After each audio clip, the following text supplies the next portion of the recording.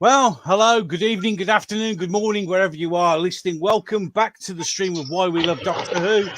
And we are now into series 10, the very last series of Peter Capaldi. And I'm always joined ably by John the White, Burrenjaw, and Golden Age Geek. Good afternoon, gentlemen, and how are we today? Hello, everybody. Oh, I'm good. And I'm going to talk about why I'm in a good mood very soon, Copy. But how are you guys? Golden Age, how are you, mate? Yeah, I'm doing great. As I've heard, there's been a lot of news going on in our area of the internet, so I'm gonna have to indulge myself in all of that later on. But yeah, I'm happy to be here and talking about Series 10. I'm excited for it. Yes. Yeah, excellent. And how about you, Burrenjaw? Oh, well, I'm happy here to be talking. Series 10 is my favourite Peter Capaldi series, though granted, there's not much competition there, but still, it's the only series I think where he got a semi-decent run. So, yeah, I'm looking forward to being paused after the last couple of videos, you know. Right. Well, let's start off on that topic of positivity. Yes, because I've got some big news to share with the whole chat. The more astute among you may have realised that time's been ticking on a bit. And Tuesday this week was 6 months since I was told I have 3 to 6 months to live. Indeed. I'm still here. Yes, Not you're only still going. that, I'm not actually feeling like going anywhere right now. Yes, get in. Now, to accompanying this news, I also had my consultant telephone call at the start of this week. And these are quite precious, you know. They don't happen often. I get one every 3 months, and this is where I get the chance to find out how I am actually doing. Now, you might recall, you know, that at first, big cancer in my pancreas. It didn't look good at all. No. But then I was lucky in that they found out that my particular form of cancer was quite a rare form, only 2% get it form, which is called a NET, a neuroendocrine tumor. And because of this, because it wasn't a small cell cancer of the pancreas, I didn't die immediately, which is really quite good. And they also put me on this hormone injections. People remember me telling them about this. I've been on these injections for coming up to 5 months. Well, these injections target the cancer with hormones, deliberately shutting down its specific hormones. And, you know, this treatment was described to me as palliative only to slow it down. Yeah. Right? Not any prospect, not any whisper, not any hint of anything that could be curative, just to try to buy me more time. Yeah. And of course, that's working. Of course but it is. When I spoke to my consultant, the news was even more mind-blowing. Because in the last 3 months, my cancer has only gone and shrunk 15%. Get in. I'm 15% less cancerous than I was 3 months ago. Happy news. Now, happy news. At the very least, this good news means that it's buying me more time. And, you know, I certainly feel confident of seeing out this year. Yep. I can't sort of let myself think, oh, that's it then. I'm going to be all right now. It shrunk 15%. Anything could happen. Yep. And not only that, but the size of the cancer isn't the only issue, because I've continued to lose weight. And from 10 stone 3, when the cancer was discovered, of course, my dramatic weight loss from 15 stone 6 was a big clue that something wasn't right. But I've still lost further weight, and I am now, unfortunately, only 9 stone. Right. So it's a bit of a race against time, because For there to be any potential of a cure for a neuroendocrine tumor, the only solution is surgical. Right. And there can't be a surgical solution for me as long as my cancer is wrapped around my major artery and digging into my liver. Yeah. And it's basically spread outside the pancreas. That's what the word metastasized means. Yeah. That's why it's terminal stage 4. Right. But if the bugger shrinks so it's back within the pancreas, then an operation might be possible. Excellent. Now, that's still in the realms of slim possibility. Yeah. But Yeah. all I have to do is keep going. Yes. Same as all of us have to do, is keep going. And you We're all know, here I for mean, you, you could imagine what this has done for my morale this week. It's Ooh. put quite a spring in my step. Yes. Yes. It And, certainly has. you know, I mean, it is on all accounts jolly bloody good news. In actual fact, I was in discussions with somebody just carving regarding making my memorial. Yes. Because it is something that I want to sort out before I go. So, you know, I've got a broad idea, but it won't be crap. You know, that sort of thing. No, I mean, it's just something that I want to have a hand in, you know. But under the circumstances, I think I'll set that meeting back to September. Yay. No rush right now. Yes. Enjoy the sunshine, lick an ice cream, you know. And in fact, yes, tomorrow I'm off to the beach.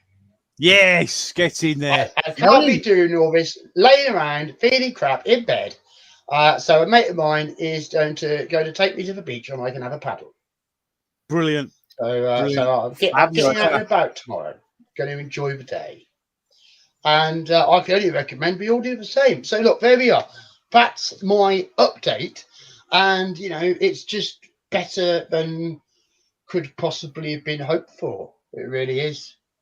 So I've been looking at the comments, obviously, as I've been talking. And, you know, I mean, gosh, what can I tell you guys? You know, we've all discovered this year especially that we are all here for each other. Yes. And, you know, I'm here for you all. You're here for me. You know, and when TARDIS Spider shows up and tell members news, they'll be delighted. Their news is going good too. Yes. It's looking very hopeful. Yep, you know, and in all of it, I hope it's all reminding you all not to take your health for granted and not to let doctors fob you off if you think there's a problem. Amen. Amen to that. Absolutely. You know, because if I can make it a situation so that any of you are fortunate enough to develop a cancer, get it found at stage 1 or stage 2 and not stage 4, that would be better. Amen. So there's a message to these streams always, even if we don't make it so like blatant every week. You know, we never want you guys to forget why we're doing this. Yeah, absolutely. So, talking about doing it, I suppose you better do it, Gobby. Better get a crack on, mate. To be fair, we've got a lot to get through. We've got a lot to get through. all this medical stuff. It's a lot of mysterioso where doctors are involved. Oh, really?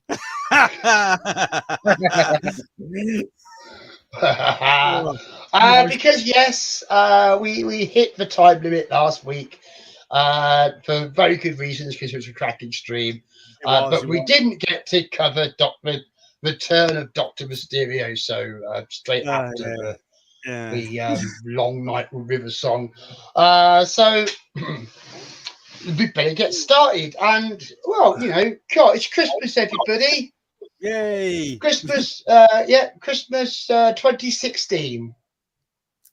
Yes, indeed. And we are sitting down, and 7.83 million UK viewers give it a punt with an AI of 82. Yeah. So, you know, no matter how much fandom seems to really not like this story all that much, it must have done something right. But This is about the Doctor and Nardole. Yeah. Now, the Doctor has basically rescued Nardole's head and giving him an android body from the wreckage of King Hydroflax. But the first time you encounter the Doctor in the story, he's dangling upside down because he was setting a trap on the roof and then tested the trap accidentally. Indeed. So there's this young boy called Grant, opens his window to find the Doctor dangling upside down, clearly in some dreadful mortal peril. But he has to go and get his mum's permission to let him in. Yes. But it's all right because he tells his mum there's an old guy outside the window, and she says, "Yeah, of course you let him in." And then he drops down the milk in the mince pies because it's Christmas. The Doctor realizes. The thing is, the Doctor's doing this thing with this doohickey, this gizmo,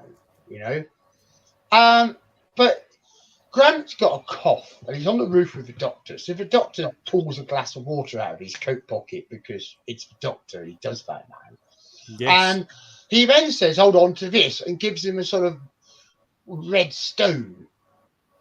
Yes. And then he turns around and he starts fiddling with the machine. But when he looks back, Grant thought it was a pill and drank it. Yes. As a consequence of which, Grant, who, by the way, is obsessed by superheroes, goes and gains superheroic powers. Oh. Yay. The Doctor makes a super being again. Talk about butterfingers. Then the story kind of has a bit of a jump in it because there's a 24-year gap while he's canoodling with River Song. But when he comes back, Grant is now the nanny of the wonderful Lucy. Lucy is the hot independent journalist reporter, Lucy Fletcher. And she encounters the Doctor nosing about a company called Harmony Shoal. Now, observant fans through the Christmas haze twice might recognise the antagonists in this story because they're exactly the same antagonists as the last Christmas story. It's the "we open up our heads" people. Yay! Going by the name of Harmony Shoal. And basically, there's quite a chilling scene, actually, where this corporate executive type is lured to this room full of brains in jars. And it's made clear that, basically his brain has got to clean out to make way for a new donor. And that bit is actually genuinely really chilling. It is, absolutely. It makes me think of the Whisperer in the Darkness. Mego cutting out people's brains and transporting them to the depths of Neptune. But I mean, the aliens cut my brain out is a bit of a sci-fi trope, of course. It is. Oh, yes. But it is genuinely quite scary.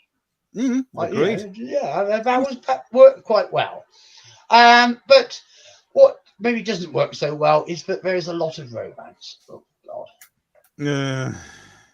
It does, I have to admit, wear the whole thing down. Essentially, because it's dull, because we know where it goes. Yeah. And I think that's probably, I'm not really supposed to criticise the episode while describing it, but I think that's the episode's biggest problem, is it's slowed up by the dull romance. But, there's some more nonsense. There's some nonsense with a spaceship, but the Harmony Soul were going to crash on New York, only it wouldn't destroy their building because it could survive 4 nuclear bombs. But then, under attack from humanity, all the world leaders would flock to where it was safest and come into their base so they could replace their brains. Yes. I'm not too sure about that plan personally, but it involved crashing the spaceship down on their own heads.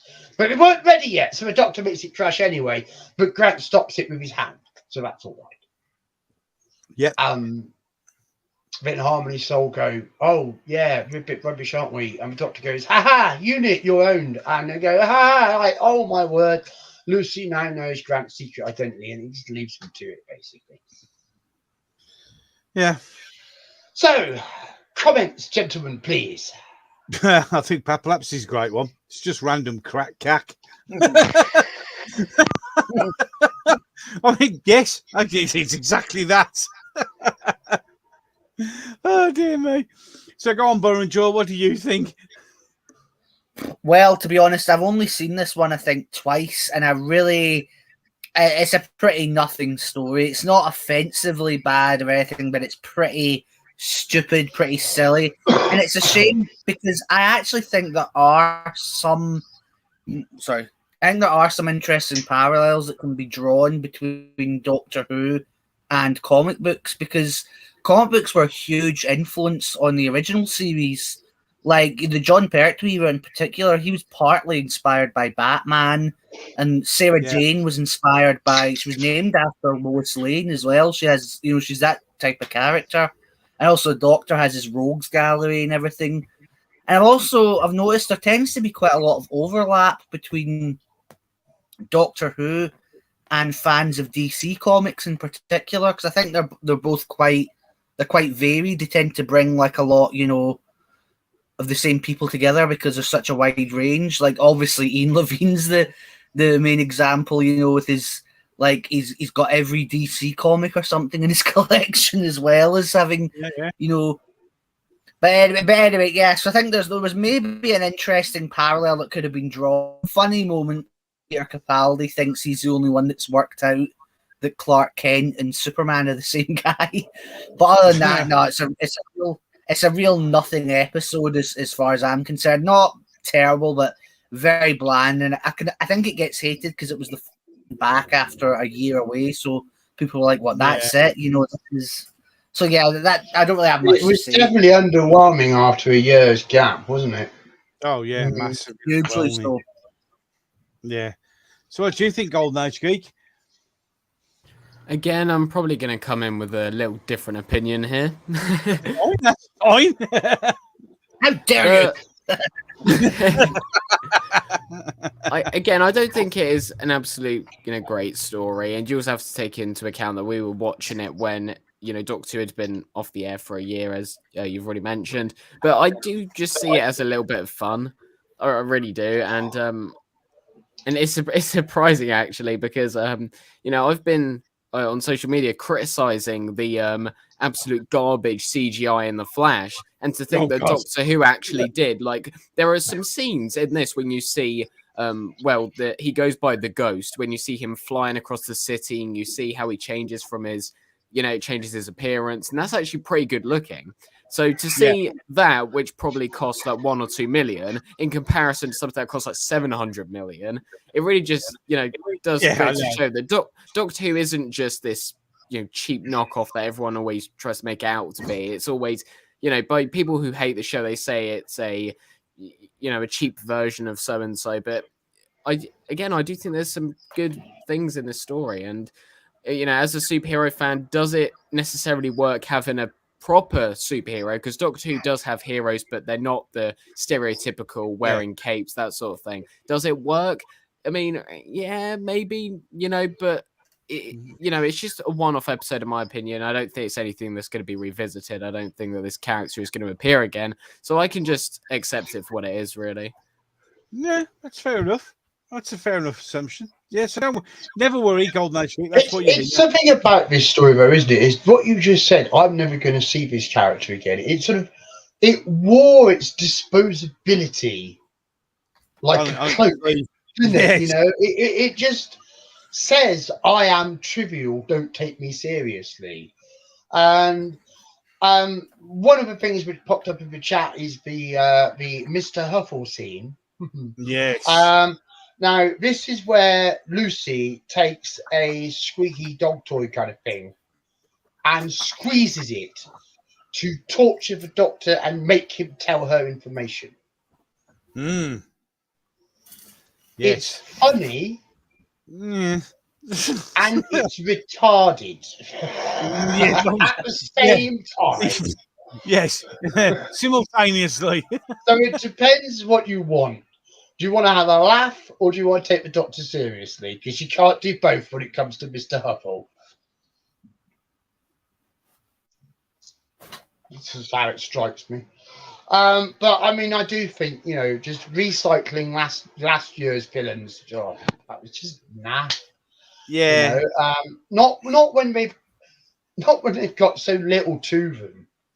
And despite the fact that the idea of brains is scary, you know, as a menace, they just don't really impress that much. No. What is nice of this story is some of the work that Matt Lucas puts in.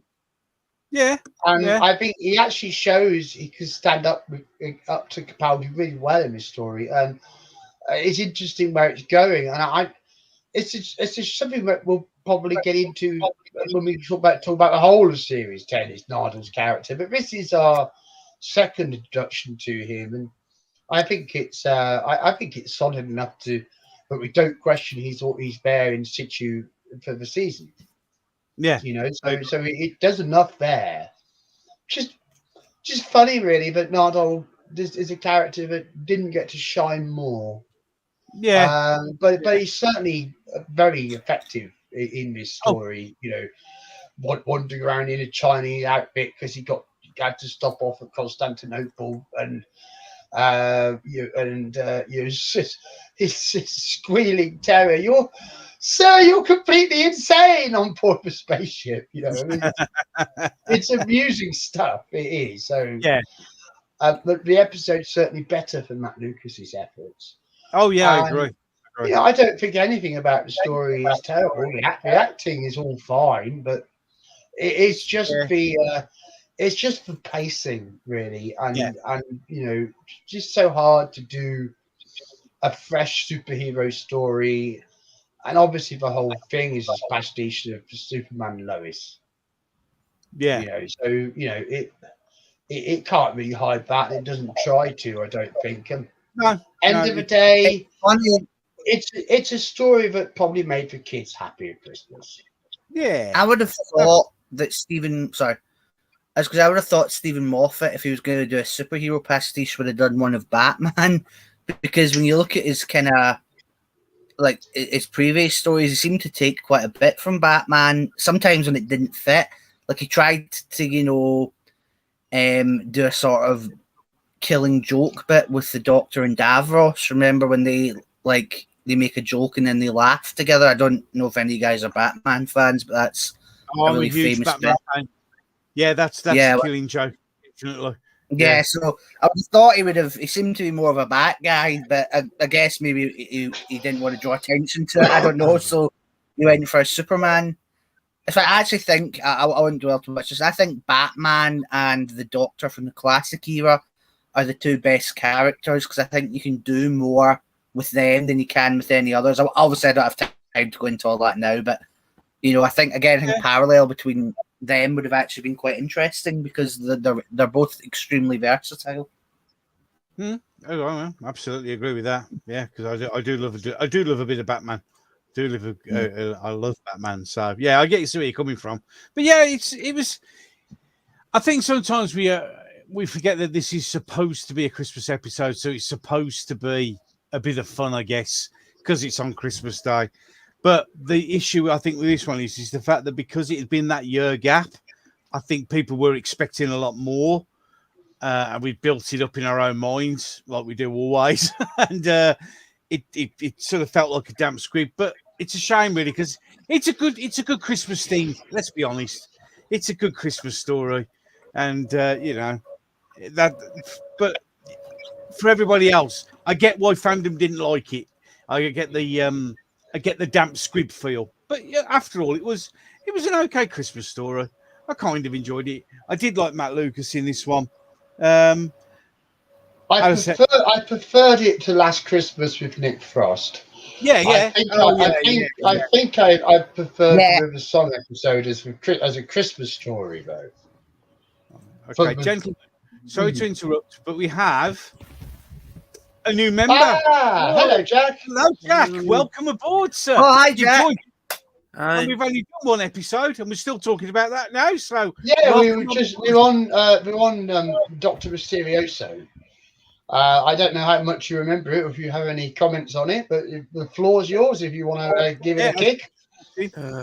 Superman wannabe utter shite. That's about the feeling in the room, mate.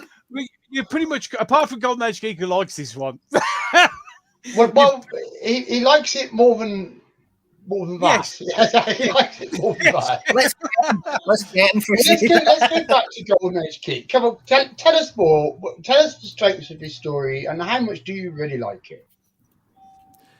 Well, I wouldn't put it. I know some of you mentioned that you prefer it to The Last Christmas. I wouldn't say that. As I said when we did our review of the Last Christmas episode, I think I gave it an A+, which is very different to everyone else's rankings. I wouldn't rank this as high. No, I wouldn't rank this as high. I'd probably give it somewhere around a B-. All right, fair enough. Well, shall we go around and do the round robins? Burrenshaw, what would you give it as a rating? And probably a D+. Its heart's in the right place. It is reasonably like funny in places, but it's just not memorable. So it doesn't deserve an absolute. It's not a particularly good story, in my opinion. How about you, Jack? As you've just joined in and gave your very concise opinion of this episode, what would you give it out? What's your rating? I mean, if anything, I like the monsters and how they rip their heads in half, which is exactly how I felt after watching it. So, awesome. Give it an E. An E. There you go. How about you? For my part, I found it entertaining enough in places. Some parts actually made me laugh. It's just the draggy bit was like, it does drag. It drags it down to a C for me. And for me, it's a D+. It was okay. It was a Christmas story, and I'll give it because it's a Christmas story. But there you go. So there's the scores, nicely varied as usual. Awesome. That's what we like. So shall we move on to the very next? We've navigated all of that. Now we must pilot our way forward. Oh God, there it is. So let's get on with it then. The pilot. The pilot, a double meaning of a story Indeed. title. Because certainly when I sat down to watch this, it felt like a bit of a revamp. Mm-hmm. A new stepping on point for the show. I don't think at the time I knew that Capaldi was leaving. Did I know that Capaldi was? No, I must have known he was off. We all knew, didn't we? Yeah, we got an idea. But maybe I was wishing that he wouldn't. Yeah. So the Doctor and Nardole have set themselves up, well established in fact. They've got their feet in at the university. Yeah. And there's a charming young woman called Bill Potts, who's basically working at the university, and she's called in to the Doctor's study. Yeah. But the Doctor sees something in Bill and agrees to take her on as one of his students, even though she's not enrolled. So she's coming in, sitting on classes, and he's giving her tuition and he's pushing her to come up with essays and stuff. So Bill and the Doctor are starting to form a relationship, and Bill is starting to notice that some things about the Doctor don't make a lot of sense. Like, how did that police box get into the room? And why is it on top of the carpet? So there's questions she's got, and of course we see a picture of Susan on the Doctor's desk. We see various solid screwdrivers scattered around as if they were pens. So we know that the Doctor's been here for some time and he's actually really quite comfortable here now. Yeah. There's also a hint of a mystery where Nardole is reminding the Doctor about a vault they are guarding. Yes. Now, Bill becomes interested in a fellow student called Heather, who she has a brief encounter with at the nightclub and wouldn't mind seeing again. Indeed. And she happens to meet her after out in the street, and Heather asked Bill to come and look at a puddle to see if she could work out what's wrong with it. Yeah. And at first, Bill can't, but then she can, and then she runs to find the Doctor. But in the meantime, Heather disappears in a mysterious fashion while Bill's back is turned, sort of thing. The Doctor then comes to investigate and notes that the puddle is not a reflection at all, but No. in actual fact, something purposefully mimicking them. Yes. And then this living fluid decides that what it really wants is Bill. Yeah. So it starts chasing her. And again, she runs to the Doctor for help. And, where else is he going to take her? But straight into the TARDIS, which she amusingly thinks might be a knock through.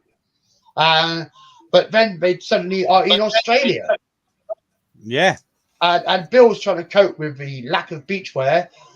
Then all of a sudden it's water again. Oh, okay, then let's go on to a planet. Oh, what? We've gone to another planet? Light years away, the puddle's still coming after us. What is this? Okay, let's give it some welly. Let's run through a battle of Daleks. There's a lovely little bit in this, actually, with both villains giving it their best, but still going down like nothing. Like Dalek lays the blast left, right, and centre. The Doctor and Bill navigating through it all. But even so, it ain't stopping the puddle. No, it's still there. Well, what else can you do but have a chat? So negotiations start. And it's discovered that the puddle is looking for a pilot, a mind that will join with it so it can once again fulfill its purpose of exploring space. But it agrees, but it isn't time yet, so it goes away. But even so,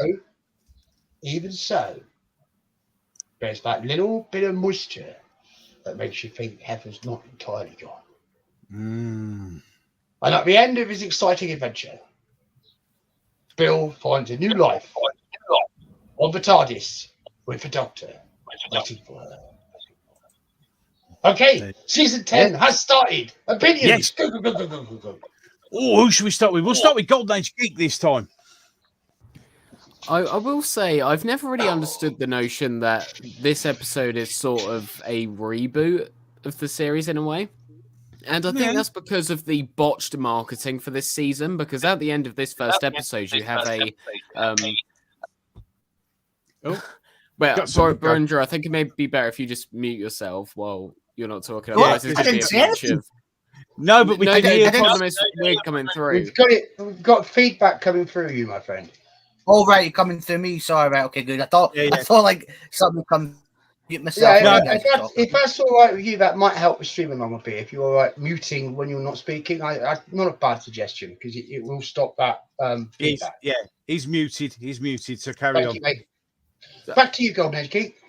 So yeah, this idea that this episode is supposed to be the pilot, is supposed to sort of reboot the show in a way, I've never really understood it, and that's probably because at the end of this first episode, you have this season trailer where they absolutely just spoil everything, and a few of the reveals that happen later on. And in seasons 8 and 9, there were a lot of callbacks naturally to previous seasons, but I don't think as much as this one where you have Missy, the Master, the Mondasian Cybermen, the Ice Warriors, so this idea that it's somehow all new and all different, I don't really get that. I think even though we may not like it, Series 11 of the start of Chibnall's era, that did feel completely different, whether it was good or bad. People have their own opinions on that, but it was very much different, whereas I've never really understood it with this. But this story itself, I mean, when I watched it, I did think it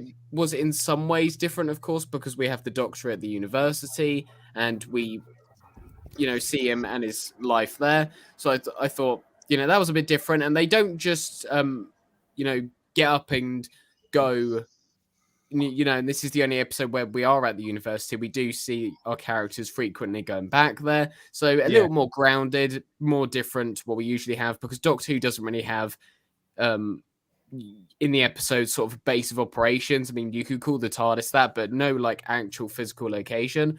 So again, different. I like the one thing I will say about this episode is I love Bill's introduction to the TARDIS. Maybe not the circumstances surrounding it, but the soundtrack for that one particular scene is very good, and I do think it's one of Murray Gold's best works.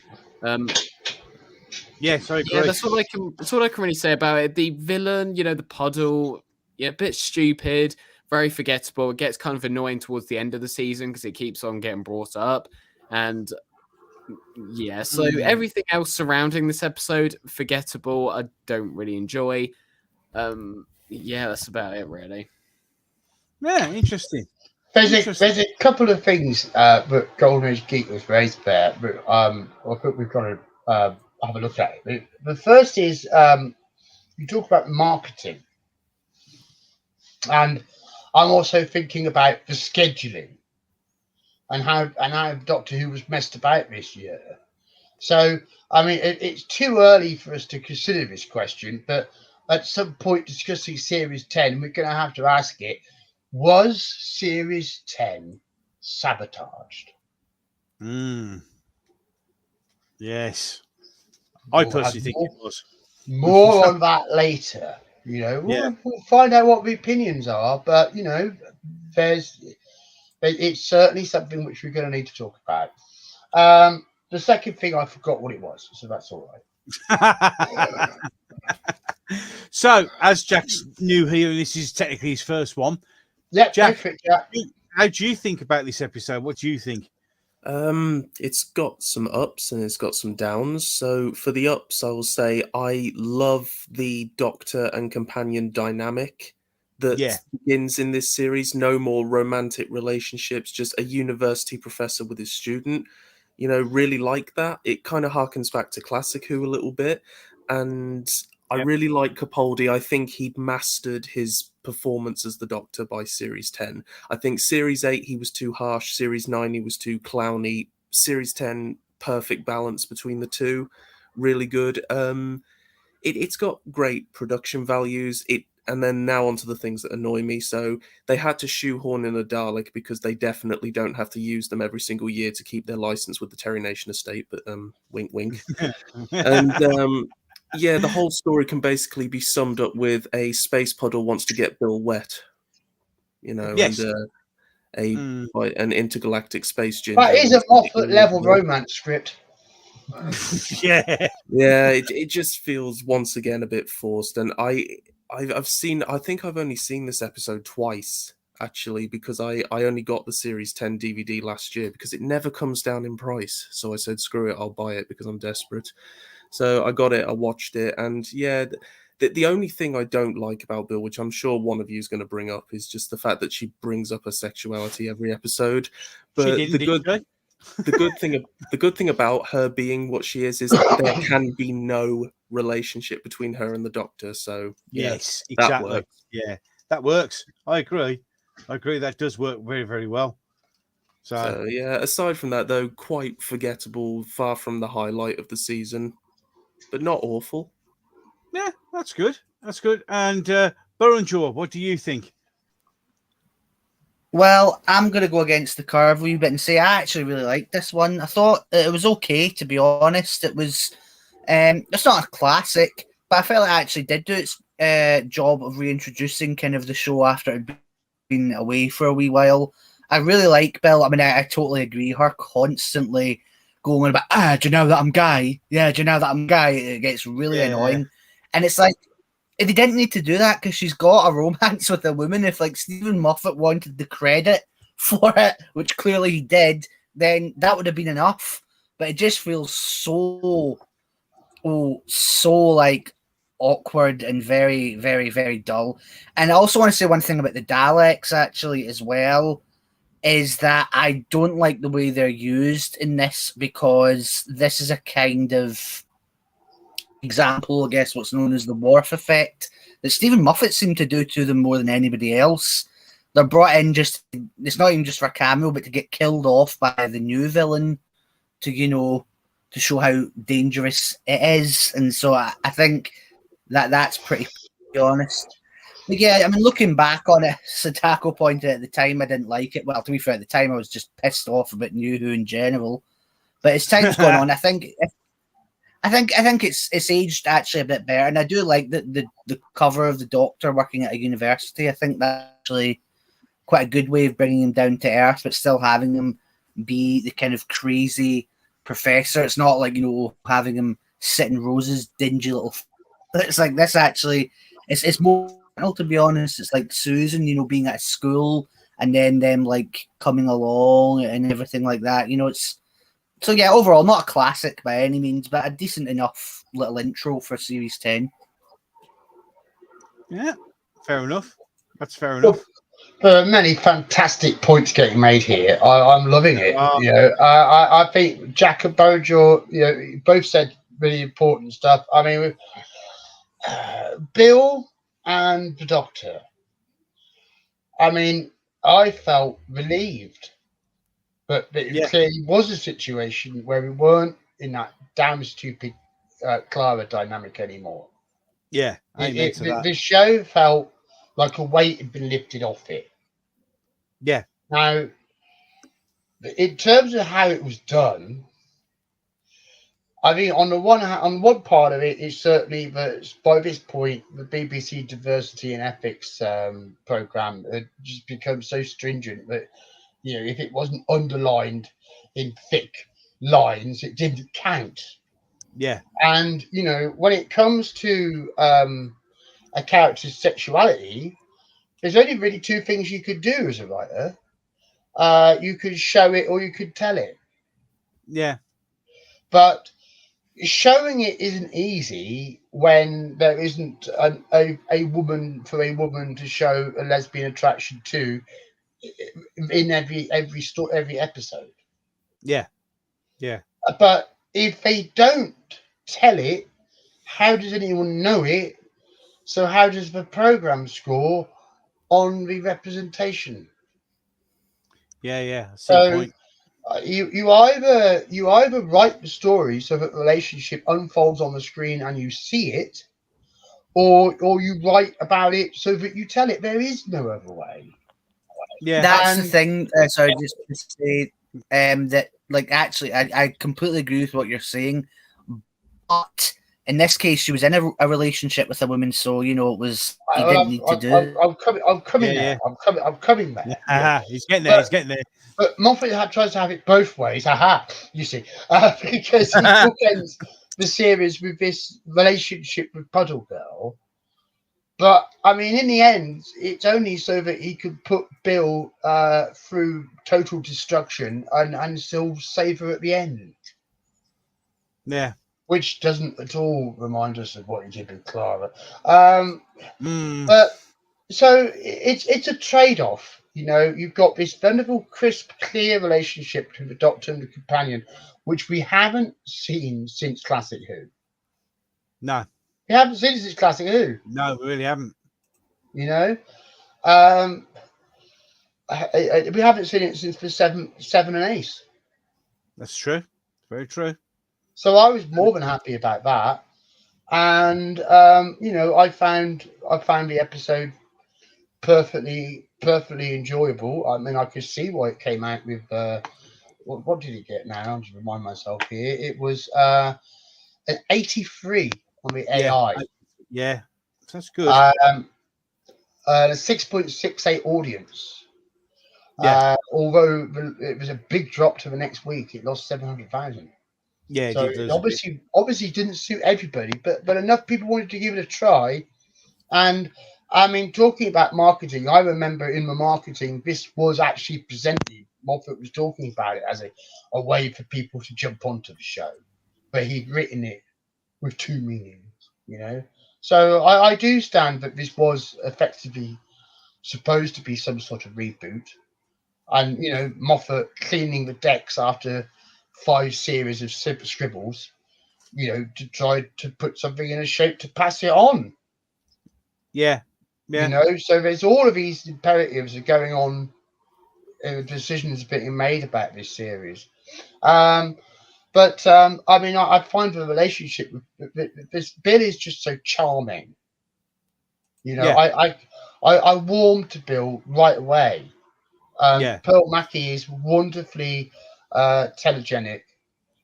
She the screen responds to her beautifully. I really enjoyed her performances in all of these stories. I was full of respect for Pearl Mackie. Do you think? think it's quite a bit weird that Pearl Mackie, because I would agree 100%. I think she was 10 times better than Clara, but for some reason she hasn't really gone on to be in much since Doctor Who. It's kind of weird, that, isn't it? Well, there's some sociological questions going on there, but I mean, I do know that Pearl did get quite heavily on the BLM bus a couple of years ago, and that's the last I've really heard of her. I mean, she was doing quite a bit of theatre. So I don't know what's going on with her at the moment. Perhaps somebody else does, but you know, she put in a good, solid performance all year, and she did a lot of what she was given. And the university setting just works wonderfully. Yeah, and the Doctor giving mad lectures, they're just wonderful. So, you know, there's so much which is really good about this new setup and the mystery of the vault. Yeah. I think I'm ready to approach a score for this. Yes, indeed. So, shall we do our scores? I'm going to come out with a solid B+. Yeah. I was on board. I was happy. You know, nothing's perfect, but I liked it enough to go, yeah, this is cool. I'm happy. I'm a happy Doctor Who fan. Yeah. I'll actually give this a good solid B. I must admit, as soon as Pearl Mackie and Bill come on, I as you said, John, I liked her straight away. I thought she was a very enjoyable and compared to what we'd had with what's her name, Clara, she's way better. It was, you know, more inquisitive. She was the viewers' eyes on the Doctor, and I enjoyed it. But it's a good story, and I quite liked it. So a B. So Jack, what did you give it? I'd give it a solid C. I thought it was a lot. It was an improvement over Series 9, which at that point I'd take anything. Well, yeah, there is this. So yeah, excellent. Burringer? I'd give it a B, just like the rest. Sorry, just like you did, Gobby. I don't know if I give it a B+, just a solid B. It's, you know, it's a decent enough story, but not classic. And how about you, Golden Age Geek? Yeah, I'd give it a B as well. Just to touch on my thoughts on Bill a little bit, I do think that she was a vast improvement because she wasn't this chosen one. She wasn't the girl who waited. She isn't, you know, the impossible girl. She's just Bill. And that's, you know, why it was just so much better, you know, getting back to the roots, a lot more grounded. So, yeah, B for me. And a part of me can't help but think the reason that is because she ticks enough boxes so they didn't have to do anything with her character to make up for that. You know, they had more freedom to focus on the character. Well, I think it's Moffat's approach. I think Moffat chose that because he got, I'm ticking all the representation boxes. I've got black, I've got gay, I've got female. Yes, we're made. I could just focus on character and story. Yeah, I think Moffat was having a better time than he had in the past at this point. I think a little bit of the I don't give a shit attitude sometimes is a good thing.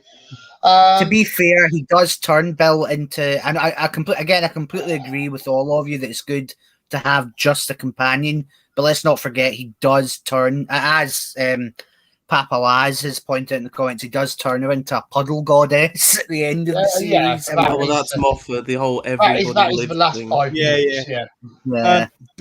Before we go any further, just to let you know, actually, Pearl Mackie is going to be on our tellies very, very soon. Oh, she's in the TV show Tom Jones, where she plays Honor Newton for 4 episodes. And then she's going to be in The Diplomat for 8 episodes. So she is back. Excellent. Good luck, Pearl. She's a great actress. Yeah, she's a great actress. So I'm glad that she's, you know, doing something else. So I just thought I'd put that in there. So we, you know, that she hasn't faded away into, you know. Well, you know, Gobby, it's little bits of news like that help us all to smile. I knew I'd set you up for that as well. Oh, God, that was bad. Love it. Oh, awesome.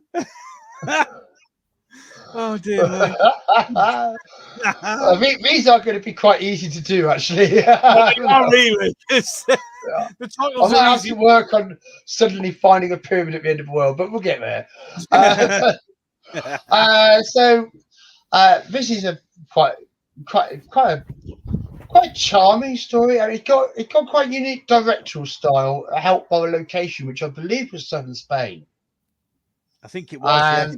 Yeah. The Doctor and Bill arrive on one of Earth's very first colonized planets, Galicia 581d, which if I'm not mistaken, that sounds like a real exoplanet name to me. It certainly does. They are greeted by robots. And as Billy's like to discover, they speak emoji. Emojis. So these are the smile bots, or no, emoji bots. And they communicate through emotions. But yeah, what might at first have seemed just a delightful piece of user interface technology can become sinister. Because what happens when the emoji bots see that you're not happy? Because what's happened here is a good old mad AI, and basically it's decided that anyone unhappy is faulty. And therefore, these robots have exterminated thousands upon thousands of colonists, and the Doctor and Bill are unfortunate enough to encounter a lot of the ground up bones in the garden. So, oops. Because this whole place was built by these nanobots, who also built the emoji bots, because they're supposed to set the whole thing up for when the colonists turn up. But it's all gone a bit wrong. Yeah. However, what the Doctor discovers is that they're not the humans aren't the only people living here. Because they've got to find a way for the humans and the swarm robots, the Vardis as they're called, to actually get on and understand each other. So there's a very tense bit of diplomatic negotiation, at the end of which a workable solution seems to be found, and so the Doctor leaves the remaining colonist survivors, who managed not to let their emotions get them executed, to their uneasy but hopeful new life. And upon returning to London, there's a frozen River Thames, and the episode ends with an elephant walking towards them on the ice. Da, da, da. So let's start with Burrenshaw. Well, overall, I think this is a pretty decent episode. It's the twist at the end is quite unexpected when you find out the Doctor would have almost killed everybody. I quite like that. And the emoji bots, whilst I admit it's a bit of a calling them emoji bots is kind of trying to get down with the kids, I actually quite like them because they're kind of a throwback to an old style of sci-fi robots, what's known, I believe, as ray gun gothic, which is, like kind of big chunky robots that you used to see in things like Forbidden Planet or Lost in Space, or I mean, even the original Doctor Who, like the Daleks themselves were that. So I feel they're quite a nice wee callback to that. The service robot in Wheel in Space. Yes. Yeah, exactly. Yeah. That type of thing. I like those types of robots. I understand why people don't use them that much anymore, because they do look at times more cute than threatening. But still, I think that this story actually uses them quite well. And yes, I mean, overall, I think it's not, again, the most complex or interesting story, but it's quite good. And it's also, I like the fact that they were actually going to alien planets again. Like, I feel that maybe Series 9 and also Series 8 had been a bit too earthbound. Like, I think that was maybe them trying to get back to the RTD era or whatever, but like it wasn't working. So I'm glad now this is more. I can imagine William Hartnell being in this story. Actually, it's like the arc. It's kind of like the new version, that type of story. Just a straightforward adventure in space type of adventure. Yeah. So yeah, overall, I liked it. Yeah, fair enough. How about you, Golden Age Geek? This episode is one that I always find myself disagreeing with people about because I'm really not a fan of it. There's Fair something enough. weird about this episode. The setting freaks me out. I think it's because it's this big, place that looks utopian, but there's no one there, and it's a very weird feeling, and it's a feeling I get watching certain films. I believe there's actually a name for it, but essentially in an environment where there's supposed to be a lot of people, something feels off. And I mean, I suppose that is the point of the episode itself, but I've just never felt myself, gravitating towards this episode. The entire ending is literally what would you say, a textbook example of pressing the reset button. I think Yeah. it lacks consequences. I think it gets rid of any stakes. It makes the entire thing a joke come the end of it. But the villains themselves, again, it was going into the times a bit, and that is kind of some of the faults of RTD's first era, is that all these things that have survived 10,000 years in our timeline died off like 12 years ago. So, yeah, I agree with Time Prophet there. So it obviously was leaning towards, getting down with the kids. You have in the trailers, I remember you had Missy doing the dab, and that was cringe. And then this came out, and you have the emoji bots, and but I don't necessarily disagree with the idea of them. I'm more actually a fan of the nano technology that they utilize. I think that is more, like a living city. That is a very interesting concept. But as I say, the entire episode, it comes across to me as pointless, because when you consider the ending, how nothing is really a threat at the end of the day, because you can just press the reset button, it just, any chance of rewatching this episode just gets thrown out the door with me. And also, there's that one bloody scene where you have Bill looking through the history book, and then that is literally, the foreshadowing of Chibnall and what he was going to do. I mean, you have Bill saying like, "Oh my God, why are the humans here? Why did Earth get so bad?" And then you literally have flashbacks to like the news, and it's people going, defund this and that, and get rid of Tories and everything about tax. And I tell you what it reminds me of, right? I know that it wasn't out at the time, but it reminds me of Strange New Worlds, when they do that flashback of Earth and they say, "Oh, these were the dark times," and then it shows certain supporters of people trying to villainize those. So that's what it reminds me of. Yeah, I get you 100% on that one. Yeah, I know.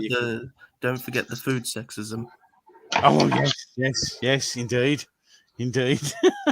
So as you started, Jack, how about your opinion on this? Well, can we all just acknowledge the actress who played Geeta Chantra in Sarah Jane Adventures? Yes. The opening part of this story. And also Constable Habib in the Thin Blue Line. I love her. Yes. And then she gets killed. And oh dear.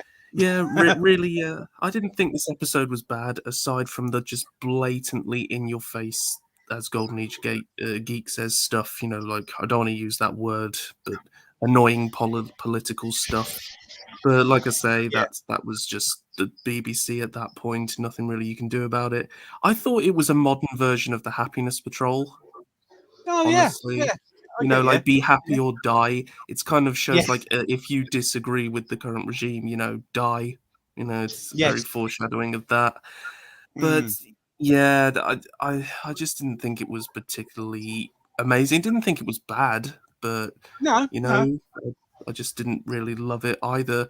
And the emoji bots, while I did think they looked silly, they weren't as bad as those things in The Girl Who Waited. Well, yeah, indeed. They weren't as bad as those. They weren't as bad as them. Yeah. I liked the episode myself. I thought it was enjoyable. John, you are correct. The planet is actually an actual planet. It just sounded like an exoplanet name to me. Yeah, attempt to put a bit of science realism in. I found this. I sort of when this episode sort of was airing and sort of I was absorbing it, getting into watching it.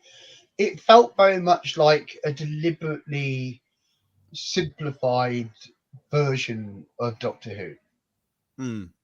The Doctor and Bill land on a planet, and there's a mystery, and they start to investigate, and the mystery unfolds, and they solve the mystery. Yeah, that's It's a That's very it, basically. straightforward, simple story structure. And it's got plenty of room to explore the dynamic between Bill and the Doctor. And I thought that this was effectively building on what had been started the week before. I felt this did successfully build on the Doctor and Bill's relationship. Bill gets to see the Doctor isn't always entirely in his right mind. But yeah. I think the last act is lame. Yeah, it is. And it does rob the story of a lot of its potential impact, and render it a lot more mundane than it otherwise might have been. So I think it's an average story with average aims that hits the average target, but the end result is average. So I think I'm going to go B-. Fair enough. Me personally, I will give it another good solid B. It would have been more if the ending hadn't literally been the press the reset button and that's it. It would have been slightly higher, but a good solid B from me. How about you, Jack? Just a C again for me. Fair enough. Burrenjaw? I'm going to go with you. I'm going to say it's another solid B. Nothing spectacular, but a serviceable story with some interesting ideas, and that's about it. Excellent. How about you, Golden Age Geek? I may have to give this a D. Interesting. Yeah, nice. Good. But I find that interesting because you mentioned, without knowing the precise name for the condition, there is a phobia of open spaces without people. So I find it interesting that I think you might be downvoting this story because it makes you uncomfortable.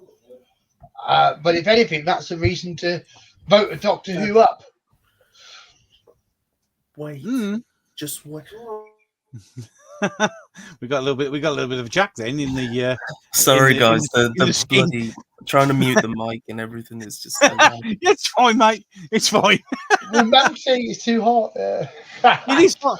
To be fair, I'm sitting in my shed with the t-shirt off because at the moment my temperature gauge in here is registering 30 degrees. You've got to mind out though, Jack, when you're messing about with microphones like that, because you could find yourself on. Are you ready, Gobby? Pretty nice.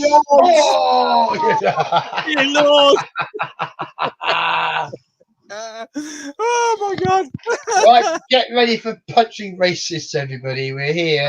Here we go.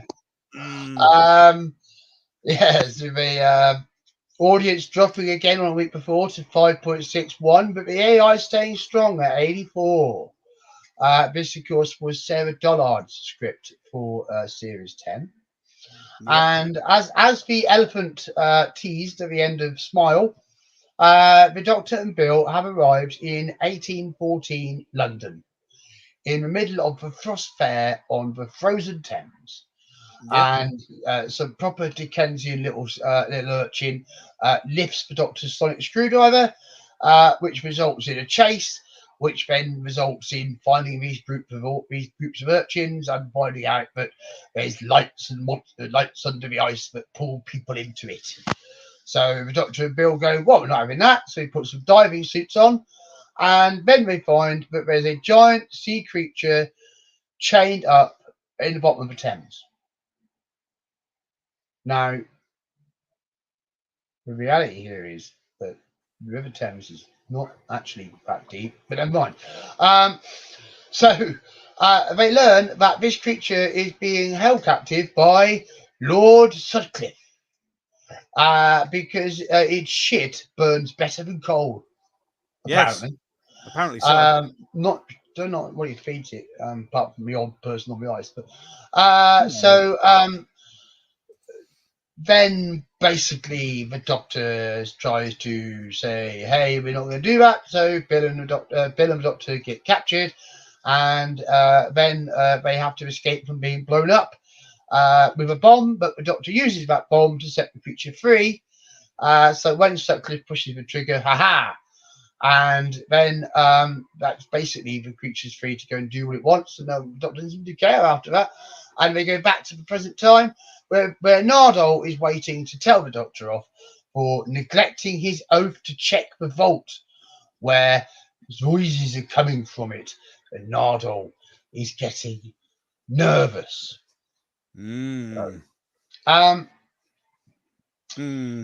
This whole story is thin ice, isn't it? Jeez. Yeah, it is literally.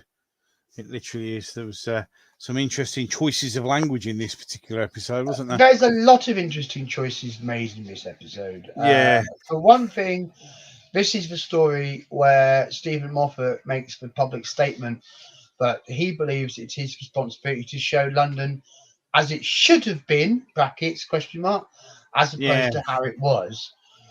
We're talking about the very diverse representation of a Victorian London ice fair. Yeah. Yes. And of course, you know, this is further highlighted by this Lord Sutcliffe being outrageously racist, which then leads the non-violent Doctor to immediately punch him in the face. Because, you know, the one thing about people who are wrong is it's important to hit them. Yeah, not a good message to send, is it, really? You know, because that's how you know that you're better than them. Indeed. You know, and as long as you feel morally superior and use violence, you're fine. Yeah. So, you know, Doctor Who as a recruitment advert for Antifa. For all intents and purposes, yes. For all intents and purposes, yes. You know, violence is right, kids. That's the answer, apparently. Yeah, apparently. Right. So it's this. So, well, let's have some more opinions on it. Oh, who should we go for first? Should we go for Golden Age Geek? Well, again, the costume work, you know, the production for this episode was very good. I did like that. I mean, you know, as we've talked about, the messaging with this story is, you know, not all there. There are some bits where I don't even know what they're trying to tell the audience, because you have the kid falling into the ice and the Doctor says that he doesn't have, you know, the luxury of sort of caring or worrying about other people because he knows that they're eventually going to die or that sort of thing. I don't really get, you know, what the writers are trying to say there. It's very confusing because, you know, as Stephen Moffat said in, you know, some resurfaced clips, is that the Doctor must be at both times, you know, a pacifist, but then someone who's willing to fight. And then, you know, the Doctor has to appeal to loads of different people. Can I just pop back in here for a moment? Because I want to talk about this punch a little more. Look, it's not that the guy didn't deserve it, right? But I mean, it's not that the guy deserved it because Bill was black. He deserved it because he was being disrespectful. Yeah, I mean, whether he was disrespectful about her race or not, I can't remember exactly how the dialogue went. It must have been some aspect of that. But it was just that the guy was a twat. He deserved the punch because he was a twat, right? But when you make it, he deserves a punch because he was racist, what you're saying is, you're saying that I've got standards, I've got morals, but that person isn't even worth me exercising them. So I'm not going to bother having standards and morals for them. And that's a terrible message. Because that's the sort of message that leads to brutality, that leads to oppression, and yes, even leads to genocide. And, you know, for the sake of a cheap crack, I felt that it was completely disrespectful to the Doctor's character. You know, it just struck as it struck as a moment which was all about a catharsis for a repressed urge. Yeah, you know, it just didn't feel like the Doctor doing that. No, so it was very off, and it did take me quite out of the story. But it's it's because of how it was very clearly being skewed and presented, and I don't like that idea being put out to younger people watching Doctor Who. But sometimes it's all right to punch people just because you think they're wrong. Yeah, I agree And with that. that's quite different to punching somebody because they were a twat and disrespected a woman right in front of them. There was a different twist on that punch. I think what I would say about it as well is that the reason why it doesn't work well with the Doctor's character is because if you look at a story like the Shakespeare Code, where he goes back with Martha, she faces some comments as well, and he doesn't go around twatting all those people around the head. No, so again, it's a very selective moment for when this was put into the writing. Yeah, absolutely agree with that. You know, so there's a lot of things in this I didn't agree with. And by making the Doctor do that, the writers are sort of saying that the Doctor up to this point has been ignorant and stupid, which isn't the case. The Doctor is fully well aware of, you know, humans' history, so he would understand the different attitudes in the different time periods. So to pretend that this is somehow a first experience for him to witness a thing like this just very much disrespects the character.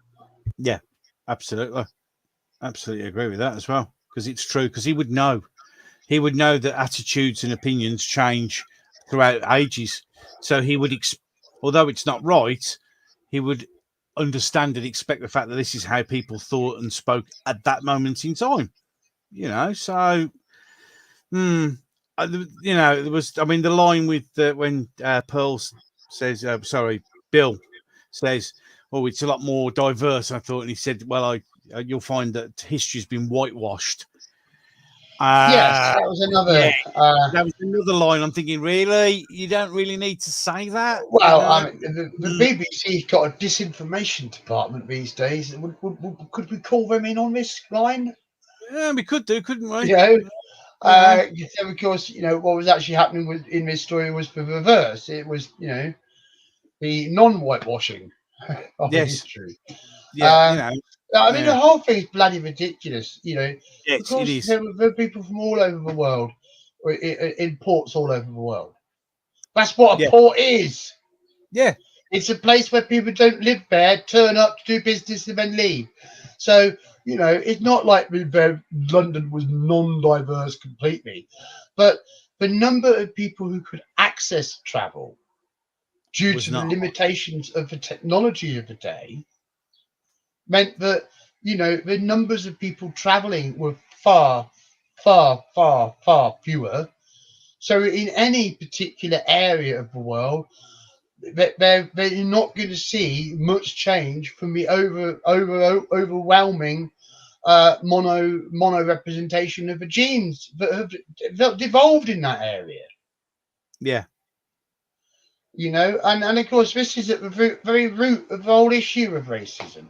Is that, you know, before humans developed a technology where we could travel around the planet swiftly and thus mingle together lots, you know, we evolved into what we perceive as races by living in one geographical area for a long length of time. You know, the reason white people have paler skin is because it's to help them. They don't need the protection from the strength of the sun, but the sun's light is weaker, so the whiter skin helps them to absorb more solar radiation to generate vitamin A and D. Yep, exactly. Yeah. Whereas, you know, the reason that people have very dark black skin is because they come from a region that evolved around the equator where the sun's light was the strongest, and therefore they needed the strongest amount of ultraviolet protection, and that's why they developed a higher level of melanin. Exactly. You know, but this is all what we call epigenetics. This is genetics developing in response to environmental factors. What's unchanged is the underlying human DNA code, which is all of us is almost the same. There's the differences between an Asian and an African and an Egyptian and a Norwegian. You know, they are too small to be statistically relevant. Race as we understand it as an idea, does not exist in science. Why aren't we telling people that if we want an anti-racist message delivered through a science fiction show?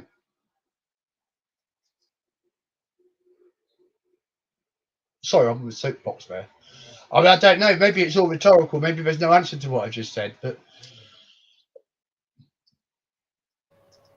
No, I completely agree with what you've said. And another thing I'd like to point out about kind of why the racism angle of this story is stupid is that it seems like Stephen Moffat wants to have his cake and eat it too, because the way I see it, when you're doing something that's historical, there are basically two options you can take. You can do what they used to do in Xena and Merlin and Hercules. Sorry? yeah, carry on, Virgil. Carry on. Okay. I'm going to mute for the moment, boys. Okay, no problem. What I was saying, you can do what they did in those series, and you can, just be completely historically inaccurate and not bother at all, which is fine. Or like you can actually try and show the past. Now, if you are going to try it, now I think if you've got a black companion like Bill, most of the time you should probably adopt a Xena approach for practicality, because you don't want people, like constantly questioning why is there, a black woman there. Like that might be a big thing to introduce in what's just a straightforward adventure. But here, as I said, they don't just go for a Xena approach. They go for the other one as well, which looks stupid. It's like, apparently London was always multicultural. There was black people all around. There was, like interracial relationships everywhere. Yet at the same time, they also still had Victorian values where, they were like in shock at the sight of a black person. It's like, well, pick one or the other. You can't. Having both just looks nonsensical. It really does. And also, so another thing as well, I think in response to what John the White said is very true. If you want to teach real racism, like come at it from that angle. But see, coming at it from an angle where you try and make out that apparently we were always a multicultural, multi-ethnic society. That's terrible, because that makes it, well, why are, black people moaning about being marginalized? Look, back in England, there was, people didn't mind black people just walking around. It's like, no, actually, get to the fucking 60s and black people are still a minority. Being an interracial couple is still, a big thing to be, never mind in the fucking 1860s, Yeah, I know what you're saying. I absolutely agree. It's a shame they did it like this, but I also could see, you could see it coming. Let's be honest, from the BBC at this particular moment in time, this is where we were going. This is the way it was heading, sadly. And it's a shame because it's an okay episode. But for me, it takes the way it's done takes it away, and it. Once we started going down that, it's been whitewashed and all this sort of stuff, I just lost all interest in the episode, to be fair. Because to I'm be thinking, honest, really? Go on. I don't think it was actually that good an episode aside from that. I mean, ironically, at the time, I did, because I'm a bit of a sucker for giant monster stories. But looking back on it, it's a very thin, no pun intended, it's a very thin plot. We're just another monster that's crashed here, no purpose, not really doing anything. And by this stage, I think the Victorian setting was played out. I mean, it's quite funny, actually. Like, when you look at Classic Who, I think they've got 3 stories set in the Victorian era. They've got Ghostlight, obviously Wing Chang, and I can't remember, there's one more, I think, that's set in... Evil of the Daleks. But that's it. Yeah. That's 3 stories in 26 years, whereas New Who... They had that in Matt Smith's last season alone. So to go back to the Victorian, setting, I think that was very unoriginal, to be honest. And looking back on it, I'm bored with this one. Also, another thing, I agree with Golden Age Geek. I really did not like the Doctor pulling a screwdriver out of a little boy's hand. I mean, to me, they can't get the balance right. They try and make the Doctor hard by doing things like that are just nasty. But then they'll have him go fucking easy on Missy after she's murdered Osgood and Kate. It's like, what the fuck? It's like, if you're going to have him be hard, have him go against the villains. Yeah. Don't have him talk about stealing something from a dead boy's hands. It's awful. It's awful. Yeah. I think when we look at this story, it's really the template of a Chibnall story. Yeah. Because it's giving the impression that the threat, the menace, is entirely secondary to the message. Yes. And this has got Peter Capaldi and Pearl Mackie in it, and their performance is elevating this a great deal. If you put Jodie Whittaker and Mandip Gill and Tosin Cole into this, it would be just as dire as anything else in Series 11. But because it isn't them, it's actually better than anything in Series 11. Yeah, agreed. But it's still a bad it's a bad science fiction concept. And it's all kinds of levels of nonsense. Yeah. It's kill the moon level of nonsense. Oh god, yeah. Well, I wouldn't go that Kill the Moon is uniquely and stupid. I'm sorry. It's just as stupid. I watched maybe not quite so obviously stupid, but it is just as stupid. No, I watched a cartoon sci-fi show.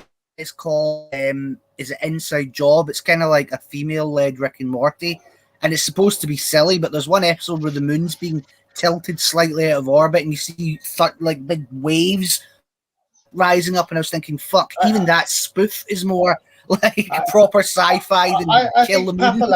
Papalaz is putting a finger on it here, but Monster is just a metaphor, like in a fanfic. I think he said this point a couple of more times. This is basically fan fiction, and he's right. It is. I agree. Yeah. It's what happens when you hire a stunt writer to make a stunt point. Yeah, exactly. So I'm mystified by Sarah Dollard's reputation. Really, I mean, she managed to produce Villa Diodati, which some people seem to think was good. I don't know why.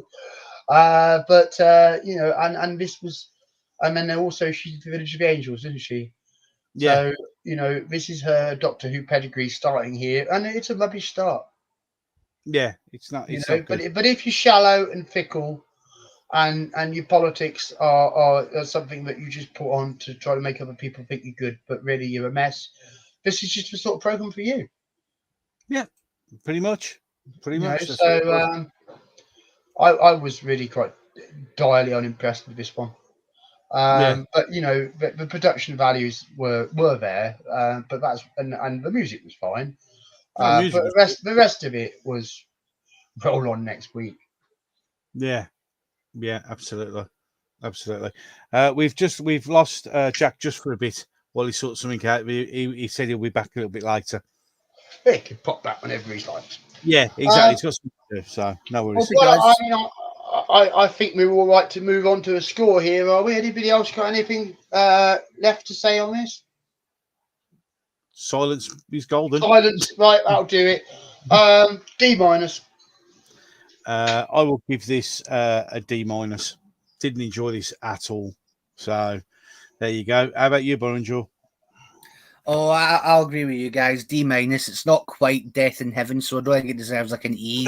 It's about as low, I think, as Series 10 got, to be honest. So yeah, D-. Definitely. There's Eaters of Light coming up later. And how about you? I think this was better than Eaters of Light is better than this. Yeah. How about you, Golden Age Geek? When before we did the stream, I thought I was going to give this episode like a B, but I think I may have just put it down to a C. Fair enough. After all of our conversation, yeah. Yeah, it does. It does. Sadly, it does take it out, doesn't it? It does. It's not making me keen to watch it again. No, it's definitely not a rewatch. I could either go. I'm probably happy to never rewatch this one because there's so much better Doctor Who to watch. Oh yes, of course there is. So there you go. So, what could possibly be going on next? Because wasn't there something about knocking on the door in the vaults we got to address? Well, it's like knock, knock, Gobby. Indeed. Who's there? Episode 4. Yes. Yeah. So this is the student episode. Yes. You know, I mean, we've got character building going on here because Bill is back on Earth and she's trying to live a normal life. Oh God, poor woman. That's never easy in Doctor Who. No. And so, you know, Bill's moving in and she's signed a lease with 5 other landlords. And the Doctor helps her to move in. But in the course of doing so, the Doctor is suspicious of the landlord. Mm. And then a number of the students start mysteriously disappearing, and the different people are split up within the house. So the Doctor, along with one of the students, Harry, discover that there's a strange insect-like creature, which the Doctor nicknames Dryads. And in the basement, they discover that lots and lots of people have been renting this house out, and the same thing's been happening to all of them. But all of this is because the landlord is using people, absorbing their life in some way to keep his daughter, Ezra, alive. Yeah. And that's not easy as you might think, because Eliza, is made completely of wood. Bit of a difficult one, that. Yes. Which confuses the Doctor because he reckons that Eliza is actually the landlord's son. So the landlord attempts to send the Dryads after the Doctor and Bill, but Eliza backs them and controls them, and she embraces the landlord, and the Dryads consume all of them, which restores the students back to their bodies, and the house collapses. And then back at the university, the Doctor enters the vault to feed his prisoner as piano music echoes from inside. Okay. Yes. A house that absorbs people and people made of wood. Yes. Knock, knock. Knock, knock. Comments, please. Burrenjaw, let you fire off first. Well, I really like this one. I think this one's actually got quite a good idea at the heart of it, and I think unlike a lot of other New Who stories, it actually kind of fleshes out the monster and the villain. You know, that's a problem with New Who compared to Old Who. Ironically, for all everyone goes on about Old Who, you know, had no characterization. Like, actually, no, it did for its villains and for its monsters. It would tend to flesh them out a bit more, whereas New Who just doesn't have the time. But here, I think they do that. And I think the way the kind of wooden lady looked, that was really creepy. I remember being quite unnerved at that. And I really like the setting. I mean, in a way, it's kind of a bit of a Ghostlight type story. I mean, it's not quite as good as Ghostlight, I don't think. But although some would probably think it was, because it's at least more straightforward. But overall, yeah, I'd say this was probably the best of the season at this point. And also David Suchet, I believe, who plays the landlord, is always a really, really good actor who helped kind of add a lot of gravitas, I think, to that character. So, overall, I'd say it was a really good atmospheric one. I saw someone say below that they think Bill's flat mates should have stayed dead. And to be honest, I'm kind of two minds about that, because it might have been a bit too dark for what's still just a, you know, kind of early story, but it definitely would have made it a lot scarier. So, you know, it's hard to say. There's arguments on both sides, but overall, I'm going to think it worked. Yeah, Matthew Pounder's right. She did just shout she was a lesbian again for no reason in this one. Oh, yes. A guy was sitting on her and she had to go, oh, no, I don't like guys. She can't. We know that Bill can't not say that. We've discussed that. It's the show part. Yeah. I mean, I will say, if she doesn't do that, we can't tick the box. Not that Pearl Mackie isn't lovely, but I didn't notice any other companions getting hit on as much as she did. Oh, it was purely just so she could say I'm a lesbian. That was it. It's like there was no other reason, just so she could say I'm a lesbian. That's it. You know, it was so forced. Yeah, she did get hit on a lot. So one thing I think to actually bring up as well is that, remember, Stephen Moffat wasn't just towing the party line.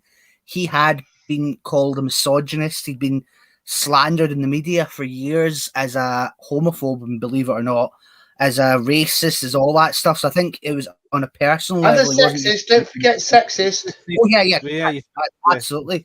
I think it wasn't just like the party line. I think he was really like trying to say, "Look, I'm not. Look, He really had to spell it out, so that it couldn't possibly have been mistaken by anybody. There was a tweet, actually.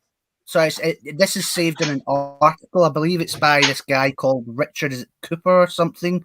Yeah, I don't really like his stuff that much, but yeah, he hates Stephen Moffat. But one of the things he has saved is when someone tweets him, Stephen Moffat. This was back in 2011. Says, "You haven't mentioned that River Song's bisexual that often. So what does she do for bisexual representation?" And Stephen Moffat responded to the guy with question marks. And then everyone came down on how dare you insult this guy. So I think like that tweet might have been in his mind when it came to Bill, who was like, okay, I clearly now have to mention it in every episode we do. In fact, he's playing it safe, getting to the end of his contract. Yeah, probably. How about you, Golden Age Geek? What do you think? I absolutely love this episode. I think very highly of it. I think it's a return to form for Doctor Who at this point, getting into a sort of closed environment with a mystery to solve. That's always what Doctor Who does best. It does have the family theme there. Very nice, unifying. I think it does add a lot because we don't just forget about Bill's backstory like we do with most of the other companions, where they go into the TARDIS and then their daily lives aren't even mentioned again. This is very much a teacher taking her on a trip to different time periods, different places. So it does feel natural that she'd want to go back home every now and again, and then we do see the progression of that. As for the story, I thought it was very well done. There's a lot of twists and turns that take place, and the concept of, again, what Moffat I don't think Moffat wrote this episode, but what his era usually has is taken, and what Doctor Who just does in general, is taking the mundane, the unexpected, and making it extremely creepy. So with this one, wood, those types of creatures. So all around, I think it's just brilliant. I think it is a perfect Doctor Who episode. I didn't really pick up all the sort of messaging the first time round. Maybe if I was to watch it now, I would notice it. But at least it didn't ruin the story. It wasn't to the point where it was just a blink and you'll miss it type moment. So at least I can just sort of disregard that. This was so much better than the week before. Oh, way better. And it was an effective and creepy mystery. There's a lot to say for it. The story didn't ultimately land with me completely because I found the daughter's stroke son's change of heart at the end a little bit too convenient. But you have to wrap these things up, and I understand that. So I kind of went away feeling it was average. But thinking back, there was some very effective stuff in this, and this is probably worth a rewatch, actually, which I think I will do. No, that's good. It's a rewatch. Yeah. So I'm going to come out with B-. Good score. I will actually give it a good solid B. I did enjoy it. I love anything with David Suchet in. He's always great. I did like the mystery. There was some very good twists in it. It was an enjoyable, it was, and after the episode before, it was way better. So I'll give it a good solid B on the nose. How about you, Burrenshaw? Well, this might be a bit high, but I think I'll give it an A. I mean, if this was, say, in John Pertwee's first season or something, it would probably be a B+. But like, having come after a run of either average or poor stories, I agree with Golden Age Geek. This is a real return to form. So, and since I want to give Peter Capaldi at least some A's, I'd say this one's better than any have been for quite a while. So yeah, I'll give it a solid A. Oh, fair enough. And Golden Age Geek? I will give it an A as well. Yes, I was expecting that in any case. Well, there you go. So that was a good episode. So we now have to move on to the next one because we need to know what's inside that vault, don't we? Where's that music coming from? And the question we have to ask ourselves is, because I'm going to do it for instead of Johnny's, is there enough oxygen in that box? Ah, I managed to get one myself. Right then, so as John seems to be otherwise tied up, we'll go straight to Golden Age Geek and tell me what you think of this particular episode in your overview of it, because it's an interesting one, this one. Well, I always seem to forget the details of this episode, but what I will say is that the one thing it does do, which barely any, stories, not just Doctor Who, but any storytelling nowadays, is that it doesn't really have any consequences, but this one does, and this one definitely has consequences that go on into the next 3 episodes. So I do think that it is good to show that the Doctor can't just pull out the sonic screwdriver and fix everything. Of course, we do see him risk his own life for his companion, so it does go far in showing just how caring this character truly is, and how he recognizes the dangers that the companions can be on when going on these adventures. But as for the main sort of story surrounding it, with the corporatization of oxygen, I mean, I mean, me personally, I don't particularly disagree with that. I mean, if we think about how the way the world is going, like, it won't be here's the thing, right? Back then, when this story was created, when watching it, you may think, oh, that's just so far out there. But nowadays, I mean, we've seen this is not comparable to the things that we've seen in the past few years. I mean, this is very much mild, like a mild prediction of the future. Very mild. Compared to everything else. So, I mean, I do see it as a realistic thing that probably could happen in the future, and maybe we do have to explore, the ramifications of that. But well, it's not something I'm deeply invested in, but it is a good question to pose, especially, when you have Doctor Who, which can go into the future and ask all these questions with the knowledge that, or the lack of knowledge that we have, and how we react to it. So again, I'd be interested to hear what everyone else thinks about the main sort of plot, but the main thing that always invests me is the idea of the Doctor truly putting his life on the line. Yeah.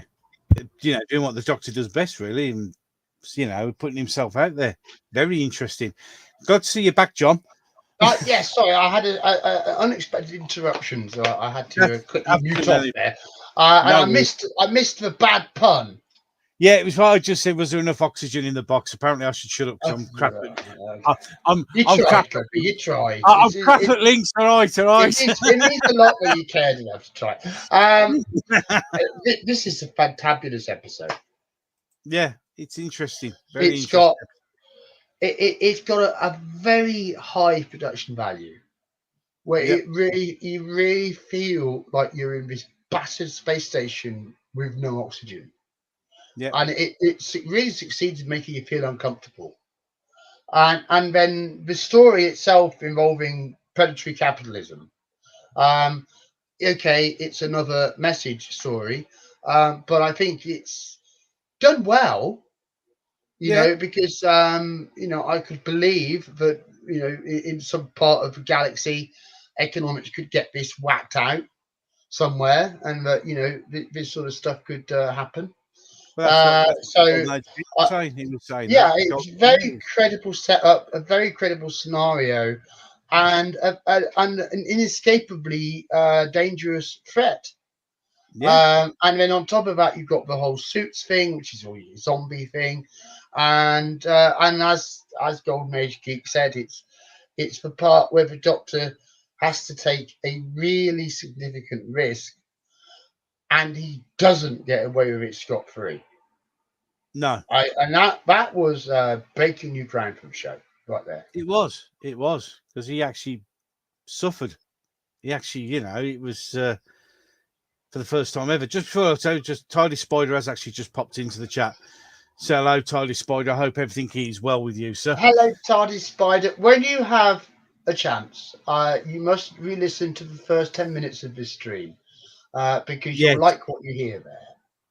Yes, it's really, it's good. It's good. All good. Yeah, so now this episode it's interesting.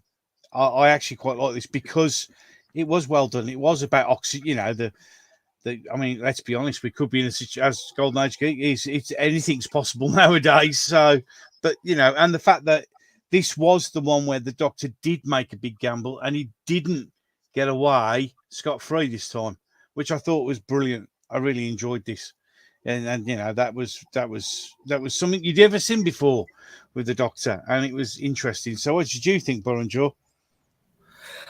Well, I agree with a lot of what you guys said. The twist that he was blind at the end was really unexpected and brilliant.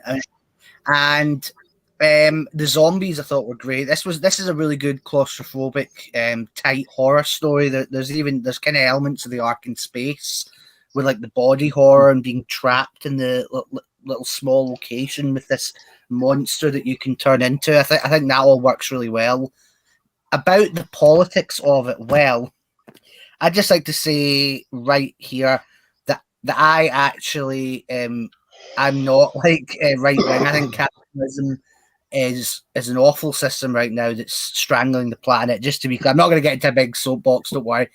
But I'm just putting it forward to let you know the context, that it's not even as though I'm like, you know, someone that loves capitalism, can't stand them making fun of it. But I still think the bits where the Doctor goes, capitalism is awful, is really, really cringy, because it's just too on the nose. Like, you can absolutely do a story that's anti-capitalist. I mean, some of the greatest sci-fi stories of all time are. Alien is basically that. The villains are a terrible, you know, capitalist company that want to exploit the creatures. Jurassic Park's basically that. And it's funny because what you guys say about the premise of this story, where they're wanting to charge air, that's the same basic plot as. But this is the great irony, isn't it? Because you're absolutely right about Jurassic Park. I think that's a fantastic example. It is. Because that film absolutely is about capitalist overreach. Yeah. I was going to say a better example. Total Recall has exactly the same premise. Remember, I had a but. The but was, at the same time, Jurassic Park was a juggernaut of capitalist marketing. But that marketing was a key feature in the films. I know, but I mean, it was absolutely integrated to extract the maximum possible money from the public as a product that it could, and it did it at the same time as telling them that capitalism can go a bit far too far sometimes, right? So, I mean, I understand, if that doesn't get the irony, and that is the problem. When, as you say, we've got Peter Capaldi in this story going, capitalism's bad, because there's lots of ways in capitalism is not only good, but essential. Yeah. Well, balance. That's what I'm saying. I didn't really want imbalance is bad. When you have capitalism that takes no accounts of human rights or the human perspective, that's bad. Capitalism. But then it's just as bad when you've got socialism that crushes people's dreams and forces them into little boxes. That's bad. Extremes of politics, all extremes of politics are bad. That's why people on the whole don't support the extremes. But it's when the centre of politics collapses because society becomes too weak for some reason to stand up for itself, that's when the extremes take over. And that's where you could have a situation where a corporation could get this far out of control. I was going to say, I didn't really want to get into a big debate about socialism versus capitalism. Personally, no, but I think it's worth stating that much at least, isn't it? I agree. Let's put it in context. I agree, but what I was just saying was that the point is that it's like, regardless of where you fall on the political spectrum, as I said, I personally think capitalism always leads to corporatism. I think that corporatism is inevitable when you have a capitalist society that's allowed to go unchecked. But I mean, again, like, regardless of that, the point is that you can do an anti-capitalist story that everybody can enjoy, like Jurassic Park and Total Recall, as long as you make it like part of the plot. You don't stop and state what it is. Like in Total Recall, the bad guy wants to privatize the air on Mars, And that's it. It's like there's not a big bit where Arnie has to stop. I mean, I suppose there's the one that they give these people air and all that, you know. But like, other than that, they don't have to stop. Whereas in this, again, it feels like Stephen Moffat wants the credit, so like it has to stop, and then the Doctor has to go, "That's the problem with capitalism." Like he's lecturing people, and that's definitely. But then the very next year, I mean, I know we're not talking about series 11, right? But the very next year, Doctor Who serves up Kablam, you know, with a message that even the J-bots are completely befuddled by, which is like, well, Amazon is kind of necessary, you know. I mean, that's kind of the point, you know. That's kind of the point. That's why it's so ridiculous to be so reductionist about the world. You know, we need these systems. I mean, I like what John Lennon said. I like a lot of things what John Lennon said, but one of the things he said was about the machine. You know, and but we don't want to smash the machine because some of the levers and the functions are really useful.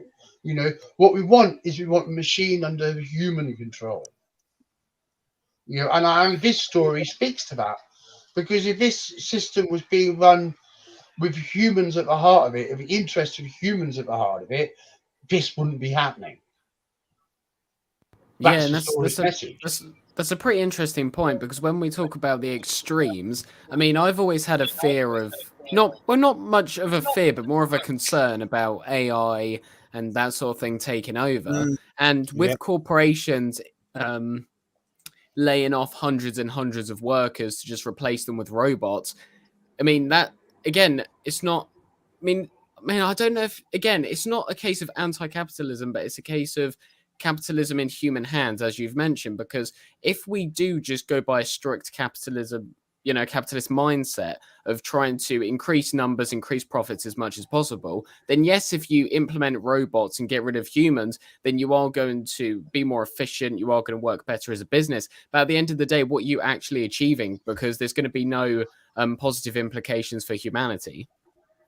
Also, I think where a problem with unchecked capitalism is that it will eventually kind of destroy the planet, in the sense of we don't live on a planet with unlimited resources, whereas capitalism has to constantly keep, you know, like improving itself.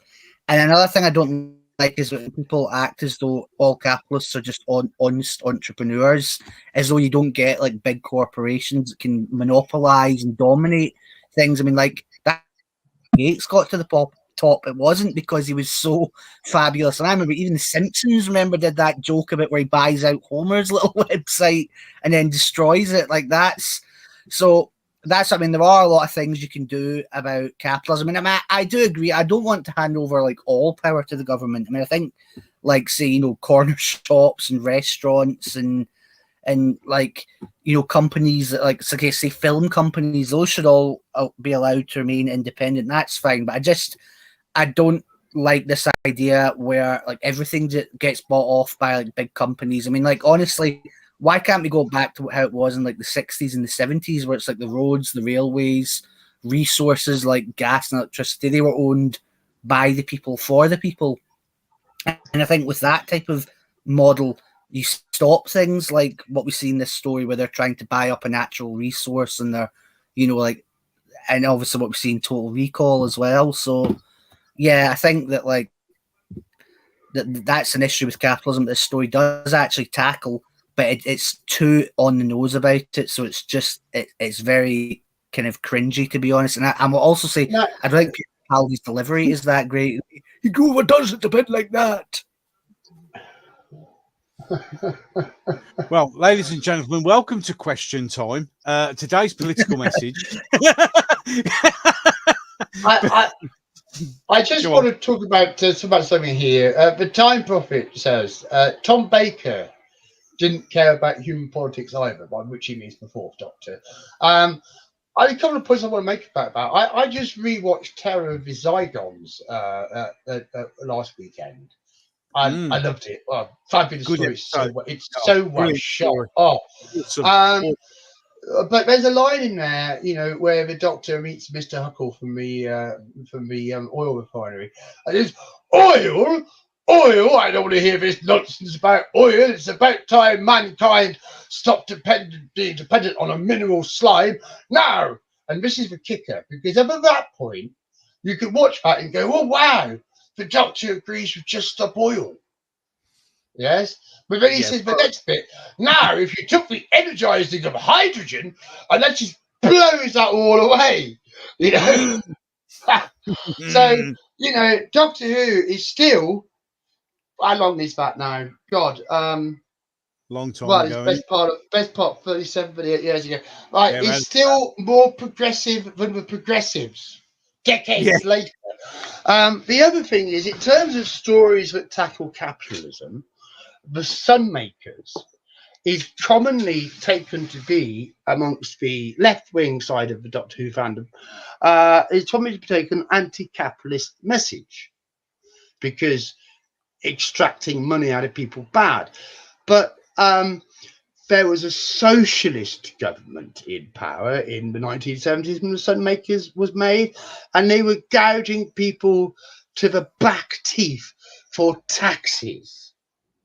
So while the Usurian system, you know, it obviously has capitalist elements, the Sunmakers itself was an attack on socialism and how it sucks the money out of your pocket and makes your life a soulless drudgery with no fun. You know, so sometimes these things can look differently depending on how you squint at them, because, you know, a modern audience that goes and watch the Sunmakers doesn't have the context of what a turgid standard of living it was in the 70s, and why people voted Maggie Thatcher into power in the first place. Indeed. That didn't work out well in the long run. It was all right for a few years. And that's the thing with governments, you know, their runs never last that long. And there's always a big bill at the end. Massive bill, always. You know, so let's make the libertarian anti-government argument, shall we? You know, but hey, you know, that might leave us all vulnerable to exploitative corporations. Where would we be without Big Daddy to keep us safe? We might have to stand on our own feet. Oh, actually, enlightened anarchism argument, you know, which frankly the human race just ain't ready for. No. Wow. Has anyone else got anything good to say about the episode? I think that's you know, enough like intense debates about politics. Yes, he's got very. Bob Holmes, sorry, Matt Pounder here. Holmes was just angry over his tax bill. So would you be? Eyeballs popping out your head when you read it, you know. God, I had good reason to go, what the hell? Oh, dear. Sadako, sorry, we've gone political. John Gordon writes in his memoirs he thinks the strikes are what gave us Margaret Thatcher. Correct. but if the unions had only held their nerve, we wouldn't have had Labour lose and they'd have had a plan, more than likely correct. The aristocracy were more than happy for the government to be socialist, something that a lot of people understand, because the aristocracy are protected in the socialist system. Yes, they are. Yes, they are. And, you know, people having the lives that they're told to live suits people who want people filling up all the positions in their factories. Exactly. Whereas if people had choice and opportunity, they might go and get much better jobs, and his fucking satanic mill will have to close. Ah. The satanic mills, though. See, I'd argue satanic mills are more of a capitalist. Well, I'm paraphrasing. I'm paraphrasing William Blake, obviously. And I'd argue that it was socialism that stopped capitalism in the UK from collapsing, because had it not been the implementation of the NHS and the welfare state after World War II, then I think then it might have collapsed a bit more. I think those kind of gave it a bit of breathing space. Very likely true. Right, let's try and get back to the Doctor Who, because we've definitely congentled here. Not bad for this episode, Oxygen Men. No. Let's do some scores, because I'm looking at time as well, and we definitely need to crack another episode in this week. I really think this is a standout episode. If you're going to watch one episode from series 10 and you don't watch this one, you've missed a treat. You have. A. I will give it also an A. This is a brilliant episode, and I could watch this one over and over and over again. So that's good enough for me. It's just great. How about you, Bonjour? B plus. Yeah, excellent. And you, Golden Age Geek? I think I may give this a C plus because I do like the ending of it much more than the rest of the episode. I do think objectively it is a pretty interesting episode with a lot of themes to explore. However, I do think there is a lot of blandness to it in some places. Fair enough. That's a fair comment. So it's good scores all the way around as usual. It's a pleasure to have an episode like Oxygen to review. It is a good episode. It allows us to relax and to really embrace the creativity, the ideas in the show. I think the most important thing is that in no way does it put us under any form of extremis. Oh God, you are better than me. I like that one. Oh, right then, extremis it is then. This is the pivotal story to the season. This story is where we find out what this season is all about, because this is where we discover what the hell is going on in that vault. And the answer to that question is called Missy. Missy, indeed. This was such an underwhelming reveal. It really was. Oh, wasn't it really? Like massive anticlimax. Like the big theories at the time was. Wind it back there. Let's discuss the episode story structure first. Yeah, let's go. So we open with a scene of the Doctor being asked to officiate Mrs. Execution. And she's being done in for doing something very naughty. Yes. And while the Doctor is there, Nardole also shows up, acting on behalf of River Song. Although I must admit, I forget what his actual message was. Did anyone remember? Excuse me, I'm choking. Pass. Okay. Yeah, no, it wasn't that, but yeah, okay. And then the Doctor does not execute Missy and instead says, "Look, I'm really dangerous. Look me up." And I go, "Oh, yeah, okay, you could go over then." And instead, it poses on himself the task of safeguarding the universe from Missy. Right. Yeah. Therefore, setting up the situation where Missy becomes his prisoner in the vault at the university. Just let you know, Jack's back. Oh, welcome back, Jack. Welcome back, Jack. Meanwhile, apologies, everyone. In the present day, the Pope turns up. As he does. And asks the Doctor to help to translate a text called Veritas, which is Latin for truth. Yep. Everyone who reads it has committed suicide. Nice. And in a very amusing scene, Bill is having a date with her hot girl that she's trying to get in on there, and the Doctor materializes in her bedroom, and the Pope and a whole bunch of cardinals come marching out, which somewhat freaks out her date, and that was kind of fun. But having picked up Bill, Nardole and the Doctor travel together to the Vatican to investigate. And what they find is holes that go to other places, portals. And in fact, they find that there's portals being projected from the Vatican secret library to all over the world. Now, the Doctor sets about temporarily fixing his blindness, but it doesn't last too long, and he gets ambushed by these aliens, these strange red-hooded monk figures who are running these portals. But then Nardole has a 180 in his brain and realizes, hang on, No, that's not what's going on here at all. Those are not portals. Those are hologram projectors. And this whole world only exists because it's a projection from outside. And then they discover that they're not even real. And Nardo, Bill, they get dematerialized by the simulation. Because all of this is the simulation, but only the Veritas contains the truth. Now,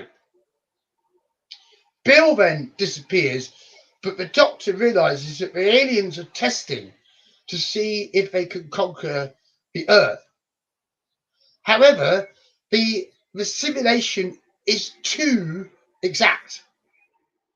And the fake Doctor, because actually all of this was a put on by the aliens doing a test run for their invasion, manages to get a message to the real Doctor warning him invasion is coming. End of episode.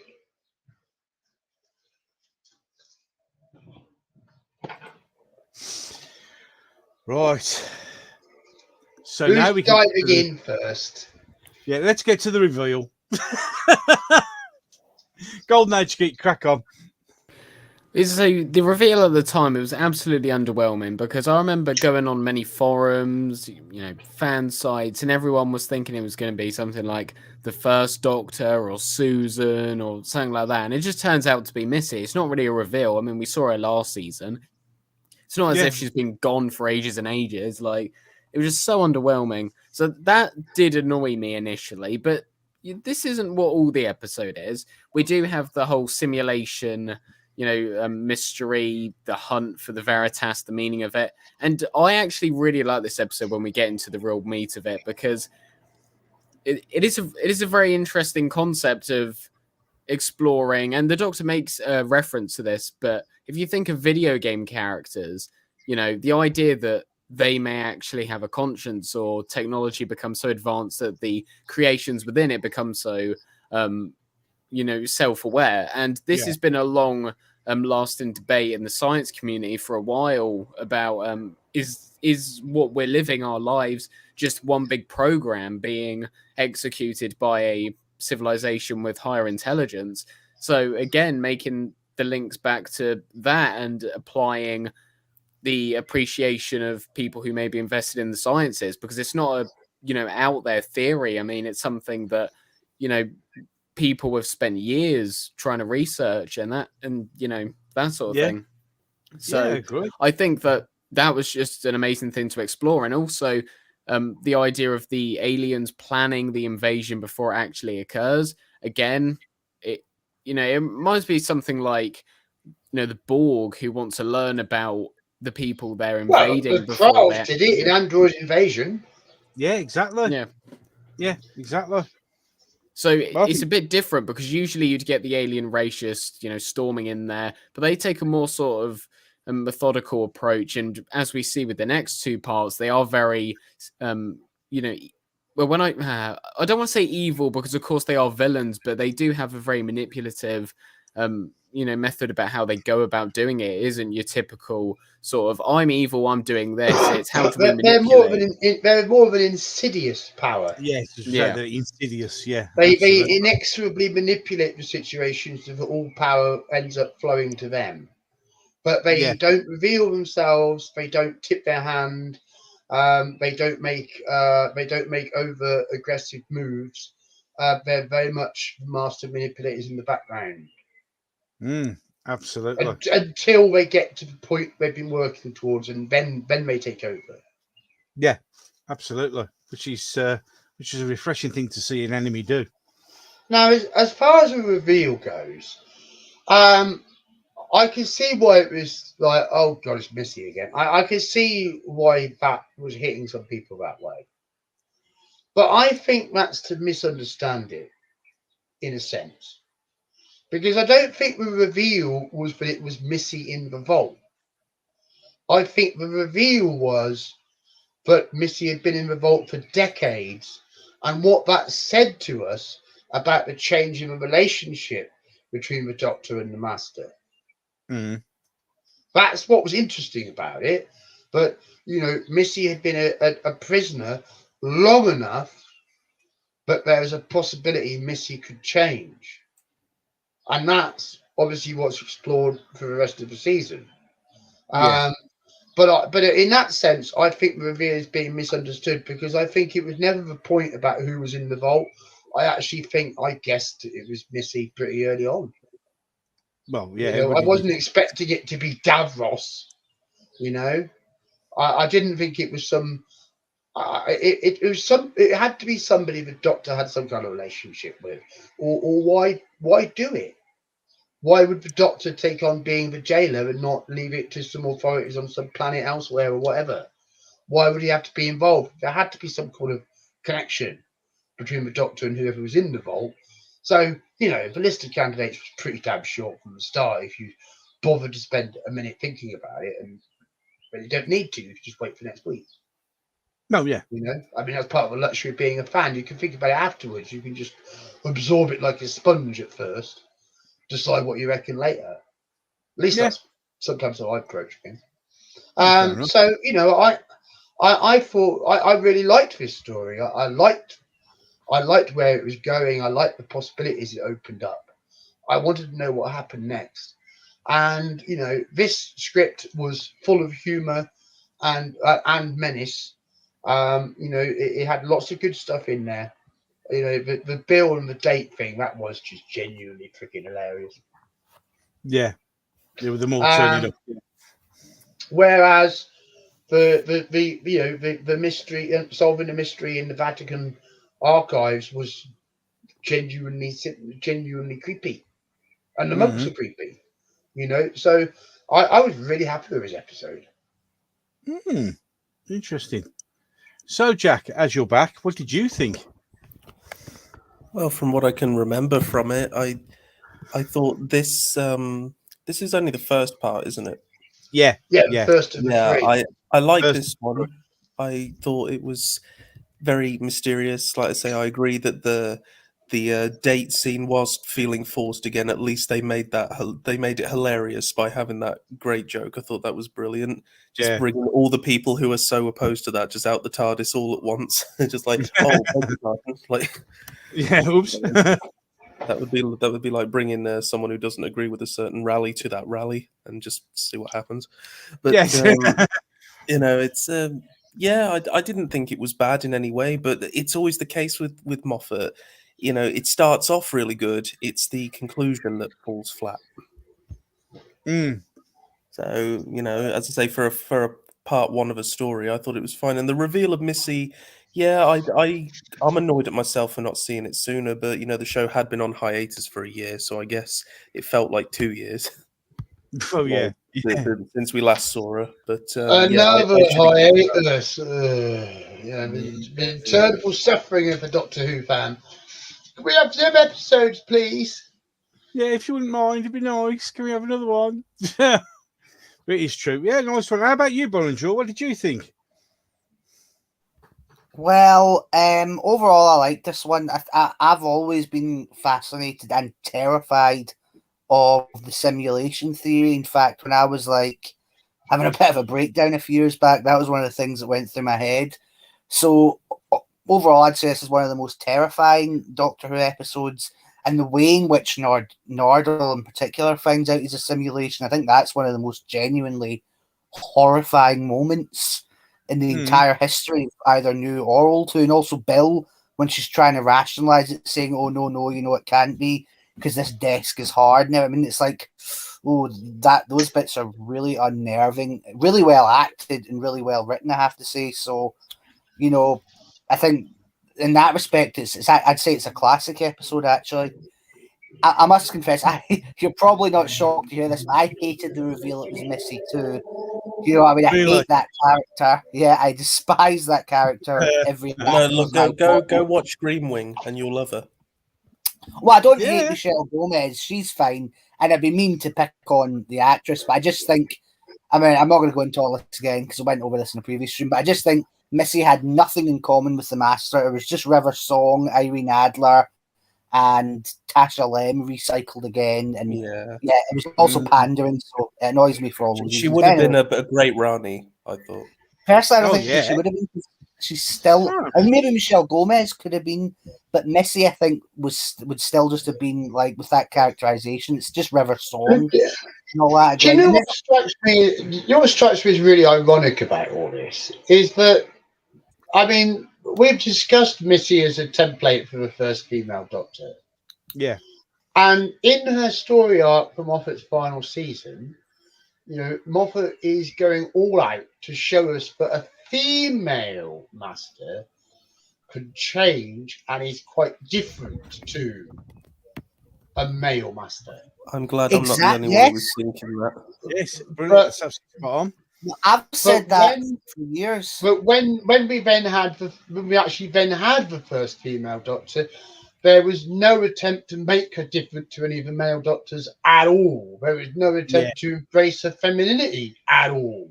No. And that wasn't the case with Missy. She was clearly a female time lady. Yeah. Whatever we felt about the fact that we knew this character had changed sex through regeneration, there was no doubt about how Missy was presenting as a female and different and distinct from her male persona. So Personally, that though, was done well. no, see, I don't think it was, and that's actually another thing I want to say. I think it shows you why the regeneration, gender bending regeneration, is a crap concept, because Missy fails because they do make her too different.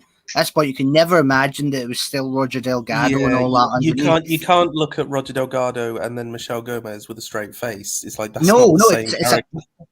it's a piss take, but that's the other thing. Then when you get to Jodie, they try and just, okay, we'll just make it the same, and everyone's response is, well, what the fuck is the point of, you know, changing the gender in the first place? I mean, those two things to me show you why it's just about, yeah, don't do it.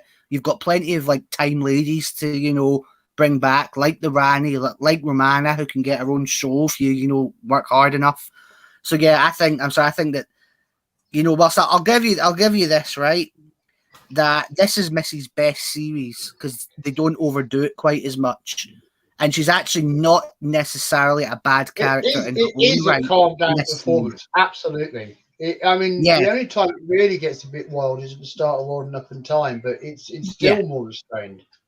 It's definitely a lot better, but even then, she's still never the Master. I mean, and remember, banned from forums, told I was, you know, transphobic because I disagree with Roger Delgado. That's what I've been told. It's that she channeled that she's the most faithful version of the Master, the only one that was actually like Roger Delgado after all the others. I mean, I just don't know how anyone can say that. Oh, but I mean, anyway, sorry, not to get too hung up on Missy. Apart from her, I do like most of the rest of this episode. I think it was very well done. And one thing I think is quite funny is that Peter Capaldi, I've noticed, generally tends to get kind of cut up and victimized more as the Doctor than his predecessors. Like, he got tortured for 4 billion years. He gets blinded. He also has 4 deaths, I believe, in the Cyberman one. And here we have this simulated version of him that's been killed an infinite number of times by the monks. So yeah, he seemed to be, for whatever reason, the most victimized Doctor of them all, you know? Well, yeah. On the topic of the monks, I want to pick up on sort of what Papa Laz has been saying. Can anyone tell us anything about the aliens? Any facts about the monks at all? What was the monks' actual plan? He basically saying to the panel that he thinks the aliens were, just like a carbon copy cipher. I don't entirely agree. I also think that this was very clearly being set up as the first of 3 parts, and we knew that. So we do learn enough about the monks by the end of the 3 parts, but we can actually answer those questions. We don't know exactly where the monks come from. We don't know exactly where the monks go. That's true. But we do know the kind of creatures that they are. We do know the way that they take over planets. We do know the methods that they use. We do know their vulnerabilities. And the most important thing about them is we do know they sod off. Yeah. So I think we do get to know quite a lot about them. We do get to know what the monk's actual plan is, which is to get a human to give a divine surrender to their authority, so they can take over and rewrite reality, which is pretty awesome. But they have that power. Yeah. So these are beings that don't entirely walk on the same ground as us. Yeah. They do have an ethereal quality.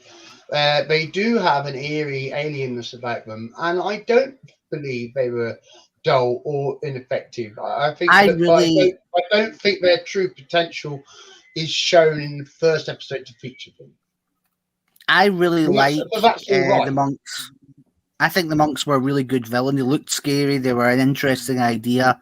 And I like all three of these stories. But one thing I will say, much like the Weeping Angels, they're maybe a bit too fantasy type villains, because that idea they need your consent and they can warp reality, that feels like something a demon or a witch would need rather than an alien, if you know what I mean.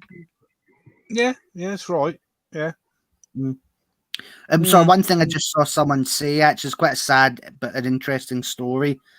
Someone said this feels like a first draft. Well, this one apparently for some reason did take a lot longer to do, and Stephen Moffat was having to complete the final draft while he was on the deathbed of his mother. Apparently, seriously. Right. Okay. Fair enough. I know.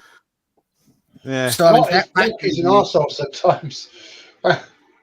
Yes. Late scripts, Yeah. Yeah. But I think the fact that it was made at all in those circumstances, and the fact that it's yeah. Darling, the show must go on. Indeed. Indeed. Yes. Has anyone else? Have we gone all the way around? Because I've lost track. I think we have. Yes, I'm sure we have. And I think, we're at coming up 20 minutes past 2 hours here. So I don't think we're going to get another one in tonight. No, I don't think we are. I think we're going to. So I think we're going to break the stream here. And then we've got the meat of amongst to dig into at the start of next week. Yes. And I want to thank everybody for a very stimulating panel. It's been brilliant. I certainly think the oxygen discussion was actually really good. Very we showed that we are far from the ignoramuses that some people assume we must be simply because we have criticisms of Doctor Who. Yes. So attitude as that is. As I said to someone the other day, I prefer people who think, who can see shit coming. Yes. And I definitely think we are a community that likes to think, and that's a good thing. It's a very good thing. A very, very good thing. So, you could be all keen for next week, Sadako. Damn, I wanted to get into it. Well, we're going to leave you on a cliffhanger. We're actually going to leave you. There you are. You didn't expect that. I never left you on a cliffhanger before, but there you go. So, with that, so join us next week, everyone, where we shall examine the pyramid at the end of the world. John, just let you know, I'm going to pop this up on here now. Good night, all two treatments left, counting today. We'll be celebrating Monday. That's absolutely spot on, Time Spider. Go listen to those 10 minutes, but you can be happy for me too. Yes, indeed. So with that, can I say thank you to everybody who has been in the chat? Can I say a special thank you to John the White, Golden Age Geek, Jack Rabbit, and Burrenjaw for being on the panel. It's been a fascinating conversation as always. And next week, same time, same place, and we shall carry on from the it'll be the pyramids at the end of the world, and you can all wait. So with that, thanks so much for watching, and I'll look forward to catching you on the next one. Goodbye, everybody. Everyone. Bye-bye. Bye. Bye.